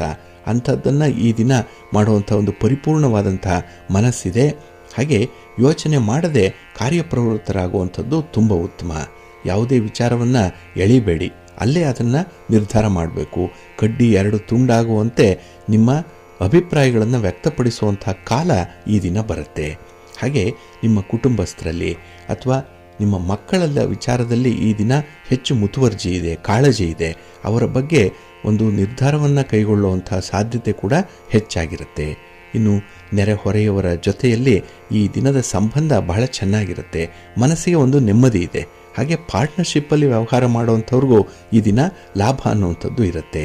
ಹಾಗೆ ಹೆಚ್ಚುವರಿ ಜವಾಬ್ದಾರಿಗಳು ನಿಮಗೆ ಬರುವಂಥದ್ದು. ಯಾಕೆಂದರೆ ನಿಮಗೆ ಶಕ್ತಿ ಇದೆ, ಸಾಮರ್ಥ್ಯ ಇದೆ, ವಿವೇಕ ಇದೆ, ವಿವೇಚನೆ ಇದೆ ಅಂತ ಹೇಳೇ ಕೆಲವರು ನಿಮಗೆ ಹೆಚ್ಚು ಜವಾಬ್ದಾರಿಗಳನ್ನು ಕೊಡ್ತಾರೆ. ಅದನ್ನು ಬಹಳ ಮುತುವರ್ಜಿಯಿಂದ ನೀವು ನಿರ್ವಹಣೆ ಮಾಡಿ ಅನ್ನೋಂಥ ಮನಸ್ಸನ್ನು ಇಟ್ಕೊಳ್ಳಿ. ಏಕೆಂದರೆ ನಿಮಗೆ ಮನಸ್ಸೇ ಈ ದಿನ ಬಹಳ ಮುಖ್ಯವಾಗಿರುವಂಥದ್ದು. ಮನಸ್ಸು ಮಾಡಿದ್ರೆ ಏನನ್ನೂ ಕೂಡ ಸಾಧನೆ ಮಾಡುವಂಥ ಒಂದು ಸಾಮರ್ಥ್ಯ ಇದೆ. ಆದರೆ ಮಾತಿಗೆ ನೀವು ಬೇರೆಯವರ ಬಗ್ಗೆ ಅಸಹನೆ, ಕೋಪ ಅನ್ನುವಂಥದ್ದನ್ನು ಸ್ವಲ್ಪ ನಿಯಂತ್ರಣ ಮಾಡಿಕೊಳ್ಬೇಕು. ಹಾಗೆ ಬೇರೆಯವರನ್ನು ಬಹಳ ಬೇಗ ಜಡ್ಜ್ ಮಾಡಲಿಕ್ಕೆ ಹೋಗಬೇಡಿ, ಅಂಡರ್ ಎಸ್ಟಿಮೇಟ್ ಕೂಡ ಮಾಡಬೇಡಿ. ಹಾಗಾಗಿ ವ್ಯಕ್ತಿಯನ್ನು ವ್ಯಕ್ತಿಯಾಗಿಯೇ ಸ್ವೀಕಾರ ಮಾಡುವಂಥ ಒಂದು ಮನಸ್ಸಿರಲಿ, ಒಳ್ಳೆಯದಾಗತ್ತೆ. ನಿಮ್ಮ ಇಷ್ಟ ದೇವರನ್ನು ಆರಾಧನೆ ಮಾಡಿಕೊಳ್ಳಿ, ಅಮ್ಮನವರ ದರ್ಶನ ಮಾಡಿ, ದುರ್ಗಾ ಸ್ತೋತ್ರವನ್ನು ಹೇಳ್ಕೊಳ್ಳಿ. ಯಾವುದಾದ್ರೂ ಒಂದು ಸ್ತ್ರೀ ದೇವತಾ ಪೀಠಕ್ಕೆ ಹೋಗಿ ಬನ್ನಿ, ದೇವಾಲಯಕ್ಕೆ ಹೋಗಿ ಬನ್ನಿ, ಒಳ್ಳೆಯದಾಗತ್ತೆ. ನಿಮ್ಮ ಅದೃಷ್ಟದ ಬಣ್ಣ ಕೆಂಪು, ಅದೃಷ್ಟದ ದಿಕ್ಕು ಪೂರ್ವ ದಿಕ್ಕು, ಅದೃಷ್ಟ ಸಂಖ್ಯೆ 1. ಧನುರಾಶಿ. ಧನುರಾಶಿಯವರಿಗೆ ಈ ದಿನ ಷಷ್ಠ ಸ್ಥಾನದಲ್ಲಿ ಚಂದ್ರ ಇದ್ದಾನೆ. 6ನೇ ಮನೆಯಲ್ಲಿ ಚಂದ್ರ ಅಂದರೆ ಮನಸ್ಸಿಗೆ ನೆಮ್ಮದಿ, ಆತ್ಮವಿಶ್ವಾಸ ಹೆಚ್ಚಾಗಿರುತ್ತೆ. ನಿಮ್ಮ ಹಿತಶತ್ರುಗಳ ಕಾಟದಿಂದ ತಪ್ಪಿಸಿಕೊಳ್ಳುವಂಥದ್ದು ಇದೆ. ಹಾಗಾಗಿ ಯಾವುದೇ ಅಡಚಣೆ ಇಲ್ಲದೆ ಕೆಲಸ ಕಾರ್ಯಗಳು ಆರಂಭ ಆಗುತ್ತೆ. ಇನ್ನು ಮನೆಯ ಒಳಗೆ ನಿಮ್ಮ ಜನಪ್ರಿಯತೆ ಹೆಚ್ಚಾಗುವಂಥದ್ದು. ಏಕೆಂದರೆ ಆತ್ಮವಿಶ್ವಾಸದಿಂದ ಕೆಲಸವನ್ನು ಮಾಡ್ತೀರಿ, ಕುಟುಂಬಸ್ಥರಿಗಾಗಿ ಕೆಲಸವನ್ನು ಮಾಡ್ತೀರಿ. ಹಾಗಾಗಿ ನಿಮ್ಮ ತನವನ್ನು ಈ ದಿನ ಮರೆತು ನಿಮ್ಮ ವೈಯಕ್ತಿಕ ವಿಚಾರಗಳನ್ನು ಬದಿಗಿಟ್ಟು ಈ ದಿನ ಕುಟುಂಬಕ್ಕಾಗಿ ಕೆಲಸ ಮಾಡುವಂಥ ಸಾಧ್ಯತೆಗಳು ಜಾಸ್ತಿ ಇದೆ. ಇದರಿಂದ ಹೊಸ ಹೊಸ ಅವಕಾಶಗಳು ಸಿಕ್ಕತ್ತೆ, ಹೊಸ ಸ್ಥಾನಮಾನ ಕೂಡ ಈ ದಿನ ನಿಮಗೆ ಸಿಕ್ಕುವಂಥದ್ದು ಇದೆ. ಇನ್ನು ಅಗತ್ಯಕ್ಕೆ ತಕ್ಕಷ್ಟು ಹಣಕಾಸಿನ ನೆರವು ಈ ದಿನ ಸಿಕ್ಕತ್ತೆ. ನಿಮ್ಮಲ್ಲಿರುವಂಥ ಹಣವೇ ನಿಮ್ಮ ನೆರವಿಗೆ ಬರುತ್ತೆ. ಇಲ್ಲ ನಿಮ್ಮ ಪ್ರೀತಿ ಪಾತ್ರರಿಂದ ಅಥವಾ ನಿಮ್ಮ ಬಂಧು ಬಾಂಧವರಿಂದ ಈ ದಿನ ಹಣದ ನೆರವು ನಿಮಗೆ ಸಿಕ್ಕುವಂಥದ್ದು ಕೂಡ ಇದೆ. ಆದರೆ ಎಲ್ಲ ಸಿಕ್ಕಿದೆ ಅಂತ ಹೇಳಿ ಒಂದು ಮಿತಿಮೀರಿ ಖರ್ಚು ಮಾಡುವಂಥದ್ದು ಅಥವಾ ಒಂದು ಚೌಕಟ್ಟನ್ನು ಮೀರಿ ಯೋಜನೆಯನ್ನು ಹಾಕಿಕೊಳ್ಳುವಂಥದ್ದನ್ನು ಮಾಡಬೇಡಿ. ಸ್ವಲ್ಪ ಪ್ರಾಕ್ಟಿಕಲ್ ಆಗಿ ಇರಬೇಕಾಗತ್ತೆ ಈ ದಿನ. ಇನ್ನು ಈ ದಿನ ವಸ್ತ್ರವನ್ನು, ಆಭರಣಗಳನ್ನು ಕೊಳ್ಳುವಂಥ ಯೋಗ ಇದೆ. ಏಕೆಂದರೆ ಶಕ್ತಿ ಇದೆ, ಮನಸ್ಸಿದೆ, ಜೊತೆಯಲ್ಲಿ ಈ ದಿನ ಹಣಕಾಸಿನ ಒಂದು ವಿಚಾರದಲ್ಲಿ ಸಹಾಯ ಕೂಡ ಇರುತ್ತೆ. ಹಾಗೆ ಹೊಸ ಯೋಜನೆಗಳನ್ನು ಜಾರಿಗೆ ತರುವಂಥ ಒಂದು ಉತ್ಸಾಹದಲ್ಲಿ ಇರ್ತೀರಿ. ಅದರಲ್ಲೂ ವಿದ್ಯಾರ್ಥಿಗಳಿಗೆ ಈ ದಿನ ತುಂಬ ಒಂದು ಅಂತಿಮ ಗುರಿಯನ್ನು ಇಟ್ಟುಕೊಂಡು ಅದರ ಬಗ್ಗೆ ನಿಮ್ಮ ಅಭಿಪ್ರಾಯವನ್ನು ತಿಳಿಸುವಂಥದ್ದು, ನಿಮ್ಮ ನಿರ್ಧಾರವನ್ನು ತಿಳಿಸುವಂಥ ಸಂದರ್ಭ ಕೂಡ ಬಂದಿದೆ. ಹಾಗಾಗಿ ಮುಂದೆ ಆಗಬೇಕಾಗಿರುವಂಥ ವಿಚಾರಗಳ ಬಗ್ಗೆ ಬಹಳ ಸ್ಪಷ್ಟವಾಗಿ ನಿಮ್ಮ ಅಭಿಪ್ರಾಯಗಳನ್ನು ತಿಳಿಸುವಂಥದ್ದು ಇದೆ. ಹಾಗೆ ಶ್ರಮಪಟ್ಟು ಕೆಲಸ ಮಾಡುವಂಥದ್ದು ಇದೆ. ಇದರಿಂದ ನಿಮಗೆ ಪರಿಶ್ರಮದ ಜೊತೆಗೆ ವಿಶೇಷ ಸ್ಥಾನಮಾನ ಕೂಡ ಸಿಕ್ಕತ್ತೆ. ಹಾಗೆ ಈ ದಿನ ಹಿರಿಯರ ದಿನ ಅಂತ ಹೇಳಿ ಆಚರಣೆ ಮಾಡಿ ನಿಮ್ಮ ಕುಟುಂಬದಲ್ಲಿರುವಂಥ ಹಿರಿಯರ ಬಗ್ಗೆ ಒಂದು ಕಾಳಜಿ, ಕಳಕಳಿಯನ್ನು ಇಟ್ಕೊಳ್ಳಿ. ಅವರ ಬೇಕು ಬೇಡಗಳ ಬಗ್ಗೆ ಸ್ವಲ್ಪ ಗಮನ ಕೊಡಿ. ಅತ್ಯುತ್ತಮವಾದಂತಹ ಒಂದು ಫಲ ನಿಮಗೆ ಸಿಕ್ಕತ್ತೆ. ಸಂತೋಷ, ಈ ಫಲ ನಿಮಗೆ ಸಿಕ್ಕುವಂಥದ್ದು. ಹಾಗೆ ಈ ದಿನ ನಿಮ್ಮ ಸೇವಾ ಕಾರ್ಯ ಆಗಲಿ, ಆಧ್ಯಾತ್ಮಿಕ ವಿಚಾರಗಳಲ್ಲಾಗಲಿ, ಧಾರ್ಮಿಕ ವಿಚಾರಗಳಲ್ಲಾಗಲಿ ಭಾಗವಹಿಸುವಂಥದ್ದು ಕೂಡ ಇರುತ್ತೆ. ಒಟ್ಟಾರೆ ಈ ದಿನ ಸಮಷ್ಟಿಯಲ್ಲಿ ಕೆಲಸ ಮಾಡ್ತೀರಿ, ಒಂದು ಟೀಮ್ ವರ್ಕ್ ಮಾಡ್ತೀರಿ. ತುಂಬ ಸಕ್ಸಸ್ಫುಲ್ ಆಗಿರುವಂಥ ದಿನ. ಅದಕ್ಕಾಗಿಯೇ ನಿಮ್ಮ ಮನೆ ದೇವರನ್ನು ಸ್ಮರಣೆ ಮಾಡ್ತಾ ಇರಿ. ಆಂಜನೇಯ ಸ್ತೋತ್ರವನ್ನು ಹೇಳ್ಕೊಳ್ಳಿ, ಹನುಮಾನ್ ಚಾಲೀಸನ್ನು ಹೇಳ್ಕೊಳ್ಳಿ, ಒಳ್ಳೆಯದಾಗುತ್ತೆ. ನಿಮ್ಮ ಅದೃಷ್ಟದ ಬಣ್ಣ ಕೇಸರಿ, ಅದೃಷ್ಟದ ದಿಕ್ಕು ಪೂರ್ವ ದಿಕ್ಕು, ಅದೃಷ್ಟ ಸಂಖ್ಯೆ 1. ಮಕರ ರಾಶಿ. ಮಕರ ರಾಶಿಯವರಿಗೆ ಈ ದಿನ ಮಿಶ್ರ ಫಲಗಳಿರುವಂಥ ದಿನ, ಅದರಲ್ಲೂ ಸ್ವಲ್ಪ ಗೊಂದಲದ ದಿನ, ಗೋಜಲಿನ ದಿನ. ಏಕೆಂದರೆ ಕೆಲವೊಂದು ಕೆಲಸ ಕಾರ್ಯಗಳ ಒತ್ತಡ ನಿಮಗೆ ಜಾಸ್ತಿ ಆಗುತ್ತೆ. ಹಾಗಾಗಿನೇ ಅಗತ್ಯವಾಗಿ ಮಾಡಬೇಕಾಗಿರುವಂತಹ ಕೆಲಸ ಕಾರ್ಯಗಳೇನಿದೆ ಅದನ್ನು ಮರೆತು ಬೇರೊಂದು ಕೆಲಸಕ್ಕೆ ಕೈ ಹಾಕುವಂಥದ್ದು ಇದೆ. ಹಾಗಾಗಿ ನಿಮ್ಮ ನಿರ್ಧಾರ ಈ ದಿನ ಸಮರ್ಪಕವಾಗಿರಲ್ಲ, ಸಂದರ್ಭೋಚಿತವಾಗಿರಲ್ಲ. ಇನ್ನು ದಾಂಪತ್ಯದಲ್ಲಿ ಸಣ್ಣ ಪುಟ್ಟ ವಿವಾದಗಳು ಬರುವಂಥದ್ದು ಕೂಡ ಇದೆ. ಪ್ರೀತಿ ಪ್ರೇಮದ ವಿಚಾರದಲ್ಲಿ ಈ ದಿನ ಹೆಚ್ಚು ಪ್ರಯತ್ನ ಪಟ್ಟಷ್ಟು ನಿಮಗೆ ಫಲ ಅನ್ನುವಂಥದ್ದು ಸಿಕ್ಕಲ್ಲ. ಹಾಗಾಗಿ ಪರಿಸ್ಥಿತಿಯನ್ನು ಹಾಗೆ ಬಿಡುವಂಥದ್ದು ಉತ್ತಮ. ಸ್ಟೇಟಸ್ಕೋ ಮೇಂಟೈನ್ ಮಾಡಿಬಿಡಿ, ಈ ದಿನ ಒಳ್ಳೆಯದಾಗತ್ತೆ. ಇನ್ನು ಕಲಾವಿದರಿಗಾಗಲಿ ಸಾಹಿತಿಗಳಿಗಾಗಲಿ ಈ ದಿನ ಉತ್ತಮ ಅವಕಾಶಗಳಿರುವಂಥ ಸಂದರ್ಭಗಳಿದೆ. ಆದರೆ ಅದನ್ನು ಪೂರ್ಣವಾಗಿ ಬಳಸ್ಕೊಳ್ಬೇಕಷ್ಟೇ. ಹಾಗಾಗಿ ನಿಮ್ಮ ಒಂದು ಗುರಿ ನಾಳಿನ ಒಂದು ದೃಷ್ಟಿಯಲ್ಲಿ ಇರಬೇಕಾಗತ್ತೆ. ನಾಳೆ ಏನು ಹೇಗೆ ಅನ್ನುವಂಥದ್ದು ಈ ದಿನದ ನಿಮಗೆ ಕೆಲಸವಾಗಬೇಕು. ಹಾಗಾಗಿನೇ ಈ ದಿನ ಕೆಲವು ಅನುಕೂಲತೆಗಳು ಬಂದಾಗ, ಅವಕಾಶಗಳು ಬಂದಾಗ ಅದನ್ನು ಪೂರ್ಣವಾಗಿ ನೀವು ಎನ್ಕ್ಯಾಶ್ ಮಾಡಿಕೊಳ್ಳುವಂಥ ಪ್ರಯತ್ನದಲ್ಲಿರಲಿ. ಹಾಗೆ ನಿಮ್ಮ ಯೋಜನೆಗಳು ನಿಮ್ಮ ಸಂಗಾತಿಯ ನೆರವಿನಿಂದ ಸಂಪೂರ್ಣ ಆಗುತ್ತೆ. ಹಾಗಾಗಿನೇ ಯಾರಾದರೂ ಒಬ್ಬರು ನಿಮ್ಮ ಜೊತೆಗಿದ್ರೇ ಕೆಲಸಗಳು ಆಗುವಂಥದ್ದು. ಅದರಲ್ಲೂ ಮಕ್ಕಳ ಸಲುವಾಗಿ ತೆಗೆದುಕೊಳ್ಳುವಂಥ ನಿರ್ಧಾರದಲ್ಲಿ ನೀವು ಹಿರಿಯರ ಒಂದು ಅಭಿಪ್ರಾಯವನ್ನು ಪಡ್ಕೊಳ್ಳುವಂಥದ್ದು ಉತ್ತಮ. ಇನ್ನು ಯಾವುದೇ ಕೆಲಸ ಮಾಡಿ ನಿಮ್ಮ ಕುಟುಂಬಸ್ಥರ ಗಮನಕ್ಕೆ ತಂದು ಮಾಡಿ. ರಹಸ್ಯವಾಗಿ ಏನನ್ನ ಮಾಡಿಕೊಳ್ಳಿಕ್ಕೆ ಹೋಗಬೇಡಿ, ರಹಸ್ಯ ಒಪ್ಪಂದಗಳನ್ನು ಮಾಡಿಕೊಳ್ಬೇಡಿ. ಸ್ನೇಹಿತರ ಜೊತೆ ಯಾವುದೇ ರೀತಿಯ ಕಮಿಟ್ಮೆಂಟ್ಗೆ ಈ ದಿನ ಹೋಗಬೇಡಿ, ಅಷ್ಟೊಂದು ಒಳ್ಳೆಯದಾಗಲ್ಲ. ಇನ್ನು ನಿಮ್ಮ ಪ್ರಯಾಣ, ನಿಮ್ಮ ಒಂದು ವಾಹನದ ಬಳಕೆ ಸ್ವಲ್ಪ ಎಚ್ಚರಿಕೆಯಿಂದ ಇರಿ. ಆದಷ್ಟು ಬೇರೆಯವರ ವಾಹನವನ್ನು ಈ ದಿನ ಓಡಿಸ್ಲಿಕ್ಕೆ ಹೋಗಬೇಡಿ, ಅದು ನಿಮಗೆ ಸ್ವಲ್ಪ ಆಘಾತವನ್ನು ತರುವಂಥದ್ದು. ಇನ್ನು ಈ ದಿನ ಯಾವುದೇ ಒಂದು ವಿಚಾರದಲ್ಲೂ ಕೂಡ ಭಿನ್ನಾಭಿಪ್ರಾಯಗಳಿಗೆ ಅತಿಯಾದಂತಹ ಮಹತ್ವವನ್ನು ಕೊಡುವಂಥದ್ದು ಬೇಡ. ಮಾತನ್ನು ಅಲ್ಲಿಗೆ ನಿಲ್ಲಿಸ್ಬಿಡಿ, ಅಭಿಪ್ರಾಯವನ್ನು ಅಲ್ಲಿಗೆ ಬಿಟ್ಬಿಡಿ. ಒಂದೆರಡು ದಿನ ಸ್ವಲ್ಪ ಪ್ರಶಾಂತವಾಗಿರಿ, ಮನಸ್ಸನ್ನು ಹಿಡಿತದಲ್ಲಿಟ್ಕೊಂಡಿರಿ. ಹಾಗೆ ಯಾವುದೇ ದುಃಖ, ಯಾವುದೇ ನೋವು ಇದ್ದರೂ ಕೂಡ ಅದನ್ನು ಸ್ವಲ್ಪ ಸಹಿಸಿಕೊಳ್ಳುವಂಥದ್ದು, ತಾಳ್ಮೆಯಿಂದ ಇರುವಂಥದ್ದು ಬಹಳ ಮುಖ್ಯ. ನಿಮ್ಮ ಇಷ್ಟ ದೇವರನ್ನು ಆರಾಧನೆ ಮಾಡ್ತಾ ಇರಿ. ಹಾಗೆ ಭಕ್ತಿಯಿಂದ ಈ ದಿನ ನೀವು ವಿಷ್ಣು ಸಹಸ್ರನಾಮವನ್ನು ಹೇಳ್ಕೊಳ್ಳಿ. ವಿಷ್ಣು ತತ್ವ ಇರುವಂಥ ಯಾವುದಾದ್ರೂ ಒಂದು ದೇವಾಲಯಕ್ಕೆ ಹೋಗಿ ಭಗವಂತನ ದರ್ಶನ ಮಾಡಿ, ಒಳ್ಳೆಯದಾಗತ್ತೆ. ನಿಮ್ಮ ಅದೃಷ್ಟದ ಬಣ್ಣ ನೇರಳೆ, ಅದೃಷ್ಟದ ದಿಕ್ಕು ಈಶಾನ್ಯ ದಿಕ್ಕು, ಅದೃಷ್ಟ ಸಂಖ್ಯೆ 2. ಕುಂಭರಾಶಿ. ಕುಂಭರಾಶಿಯವರಿಗೆ ಈ ದಿನ ಚತುರ್ಥದಲ್ಲಿ ಚಂದ್ರ ಇರುವಂಥ ದಿನ. ಹಾಗಾಗಿನೇ ಈ ದಿನದ ವ್ಯವಹಾರಗಳಲ್ಲಿ ಸ್ವಲ್ಪ ಮಿಶ್ರ ಫಲಗಳನ್ನು ಅನುಭವಿಸುವಂಥದ್ದು ಇದೆ. ಆದರೆ ನಿಮ್ಮ ತಾಯಿಯವರಿಂದ, ತಾಯಿ ಸ್ಥಾನದಲ್ಲಿರೋರಿಂದ, ಕುಟುಂಬದವರಿಂದ ಈ ದಿನ ನಿಮಗೆ ಒಂದು ಸಲಹೆ, ಒಂದು ಮಾರ್ಗದರ್ಶನ ಬರುವಂಥದ್ದು ಕೂಡ ಇದೆ. ಆದರೆ ಅದನ್ನು ನೀವು ಪಾಸಿಟಿವ್ ಆಗಿ ಸ್ವೀಕರಿಸಬೇಕು. ಕೆಲವೊಮ್ಮೆ ಬೇರೆಯವರು ಹೇಳುವಂಥ ಸಲಹೆಗಳನ್ನು ಕೇಳಿಸ್ಕೊಳ್ಳುವಂಥ ಮನಸ್ಸಿರಲ್ಲ, ತಾಳ್ಮೆ ಇರಲ್ಲ. ಆದರೆ ಈ ದಿನ ಅದನ್ನು ಪಕ್ಕಕ್ಕಿಟ್ಟು ಬೇರೆಯವರ ಅನುಭವದ ಮಾತನ್ನು ಕೇಳಿಸ್ಕೊಂಡು ಮುಂದುವರಿಯುವಂಥದ್ದು ತುಂಬ ಉತ್ತಮ. ಇನ್ನು ಈ ದಿನ ಯಾವುದೋ ಒಂದು ರೀತಿಯಲ್ಲಿ ಹಣ ಖರ್ಚಾಗ್ಬಿಡುತ್ತೆ. ಎಷ್ಟು ನಿಯಂತ್ರಣ ಮಾಡಬೇಕು ಅಂದರೂ ಸಾಧ್ಯ ಆಗಲ್ಲ. ಹಾಗಾಗಿ ಹಣಕಾಸಿನ ನಿರ್ವಹಣೆಯಲ್ಲಿ ಈ ದಿನ ಸ್ವಲ್ಪ ಸೋಲು ಇರುವಂಥದ್ದು. ಇನ್ನು ಶತ್ರುಗಳು ನಿಮ್ಮ ಪತನವನ್ನು ನಿರೀಕ್ಷೆ ಮಾಡ್ತಾ ಇದ್ದಾರೆ. ನೀವು ಎಡವಲಿ, ನಿಮಗೆ ಅವಮಾನ ಆಗಲಿ, ನಿಮ್ಮ ವ್ಯಾಪಾರ ವ್ಯವಹಾರಗಳು ಸರಿಯಾಗಿ ನಡೀದೇ ಇರಲಿ ಅಂತ ಹೇಳೇ ನಿಮ್ಮ ಹಿತಶತ್ರುಗಳ ಆಸೆ. ಹಾಗಾಗಿ ಅಂಥ ಆಸೆಯನ್ನು ಪೂರೈಸಲಿಕ್ಕೆ ಬಿಡಬೇಡಿ. ನೀವು ಎಚ್ಚರವಾಗಿದ್ದರೆ ಈ ದಿನ ಅಂಥ ಒಂದು ಡ್ಯಾಮೇಜನ್ನು ತಡೆಯಲಿಕ್ಕೆ ಸಾಧ್ಯವಾಗುತ್ತೆ. ಇನ್ನು ಈ ದಿನ ನೀವು ಅಂದುಕೊಂಡಂತಹ ರೀತಿಯಲ್ಲಿ ನಿಮ್ಮ ಕೆಲಸಗಳು ಆಗದೇ ಇರಬಹುದು. ಎಲ್ಲ ಒಂದು ಕಡೆ ಕಷ್ಟ ಇದೆ, ತೊಂದರೆ ಇದೆ, ಅವಮಾನ ಇದೆ, ಹಾಗೆ ದುಃಖ ಕೂಡ ಆಗುತ್ತೆ. ಹಾಗಾಗಿ ಅವೆಲ್ಲವನ್ನು ಕೂಡ ಈ ದಿನ ನೀವು ನಿಗ್ರಹಿಸಬೇಕಾಗತ್ತೆ. ಮನಸ್ಸಿಗೆ ಬರುವಂಥ ಒತ್ತಡವನ್ನು ತಡ್ಕೊಳ್ಬೇಕಾಗತ್ತೆ. ಹಾಗಾಗಿ ತಾಳ್ಮೆ ಬಹಳ ಮುಖ್ಯ. ನಿಮ್ಮ ಸಂಗಾತಿ ಪ್ರೀತಿ ಪಾತ್ರರ ಬಗ್ಗೆ ಈ ದಿನ ವಿಶ್ವಾಸದಿಂದ ಇರಿ. ಅವರ ನೆರವನ್ನು ಪಡ್ಕೊಳ್ಳಿ, ಅವರ ಸಹಕಾರ ಪಡ್ಕೊಳ್ಳಿ, ಒಳ್ಳೆಯದಾಗತ್ತೆ. ಆದರೆ ಅನಿರೀಕ್ಷಿತ ಪ್ರಯಾಣದ ಸಂದರ್ಭದಲ್ಲಿ ಮಾತ್ರ ಸ್ವಲ್ಪ ಎಚ್ಚರಿಕೆಯಿಂದ ಇರಿ. ಇನ್ನು ಈ ದಿನದ ತಿರುಗಾಟ, ಓಡಾಟ, ಪ್ರಯಾಣ ಅನ್ನುವಂಥದ್ದು ಅಷ್ಟೊಂದು ಸುಖವನ್ನು ತರಲ್ಲ. ಹಾಗಾಗಿನೇ ಈ ದಿನ ಆದಷ್ಟು ದೂರದ ಪ್ರಯಾಣವನ್ನು ಮುಂದಕ್ಕೆ ಹಾಕುವಂಥದ್ದು. ಇನ್ನು ವಿಶೇಷವಾಗಿ ಕೆಲವು ಕೆಲಸಗಳನ್ನು ಹಂಚಿ ಅದರ ನಿರ್ವಹಣೆಯನ್ನು ಮಾಡುವಂಥದ್ದು ಉತ್ತಮ. ಎಲ್ಲವನ್ನು ನೀವೇ ಮಾಡಲಿಕ್ಕೆ ಹೋಗಬೇಡಿ, ಸಾಧ್ಯ ಆಗಲ್ಲ. ಬೇರೆಯವರ ಸಹಕಾರವನ್ನು ಪಡ್ಕೊಂಡು ಮುಂದುವರಿಯುವಂಥದ್ದು ತುಂಬ ಉತ್ತಮ. ಇನ್ನು ಕಣ್ಣಿಗೆ ಕಾಣುವವರೆಲ್ಲ ಕೈ ಬಿಟ್ಟಾಗ ಕಣ್ಣಿಗೆ ಕಾಣದಿರುವಂಥ ಒಬ್ಬರು ನಿಮ್ಮ ಕೈ ಹಿಡಿತಾರೆ. ಅದು ಭಗವಂತ. ಅಂಥ ಒಂದು ಅರಿವು ನಿಮಗೆ ಉಂಟಾಗುತ್ತೆ. ಹಾಗಾಗಿ ನಿಮ್ಮ ಜೀವನದಲ್ಲಿ ಬಂದಿರುವಂಥ ವ್ಯಕ್ತಿಗಳಲ್ಲಿ ಯಾರು ಜೊಳ್ಳು ಯಾರು ಗಟ್ಟಿ ಅನ್ನುವಂಥ ನಿಷ್ಕರ್ಷೆ ಮಾಡಿಕೊಳ್ಳುವಂಥ ಒಂದು ಅವಕಾಶ ಈ ದಿನ ಸಿಕ್ಕತ್ತೆ. ಹಾಗಾಗಿ ಒಳ್ಳೆಯ ಅನುಭವದ ದಿನ ಇದು ನೆನಪಿನಲ್ಲಿ ಉಳಿಯುವಂಥ ದಿನ, ಒಂದು ತಿರುವನ್ನು ಪಡ್ಕೊಳ್ಳುವಂಥ ದಿನ.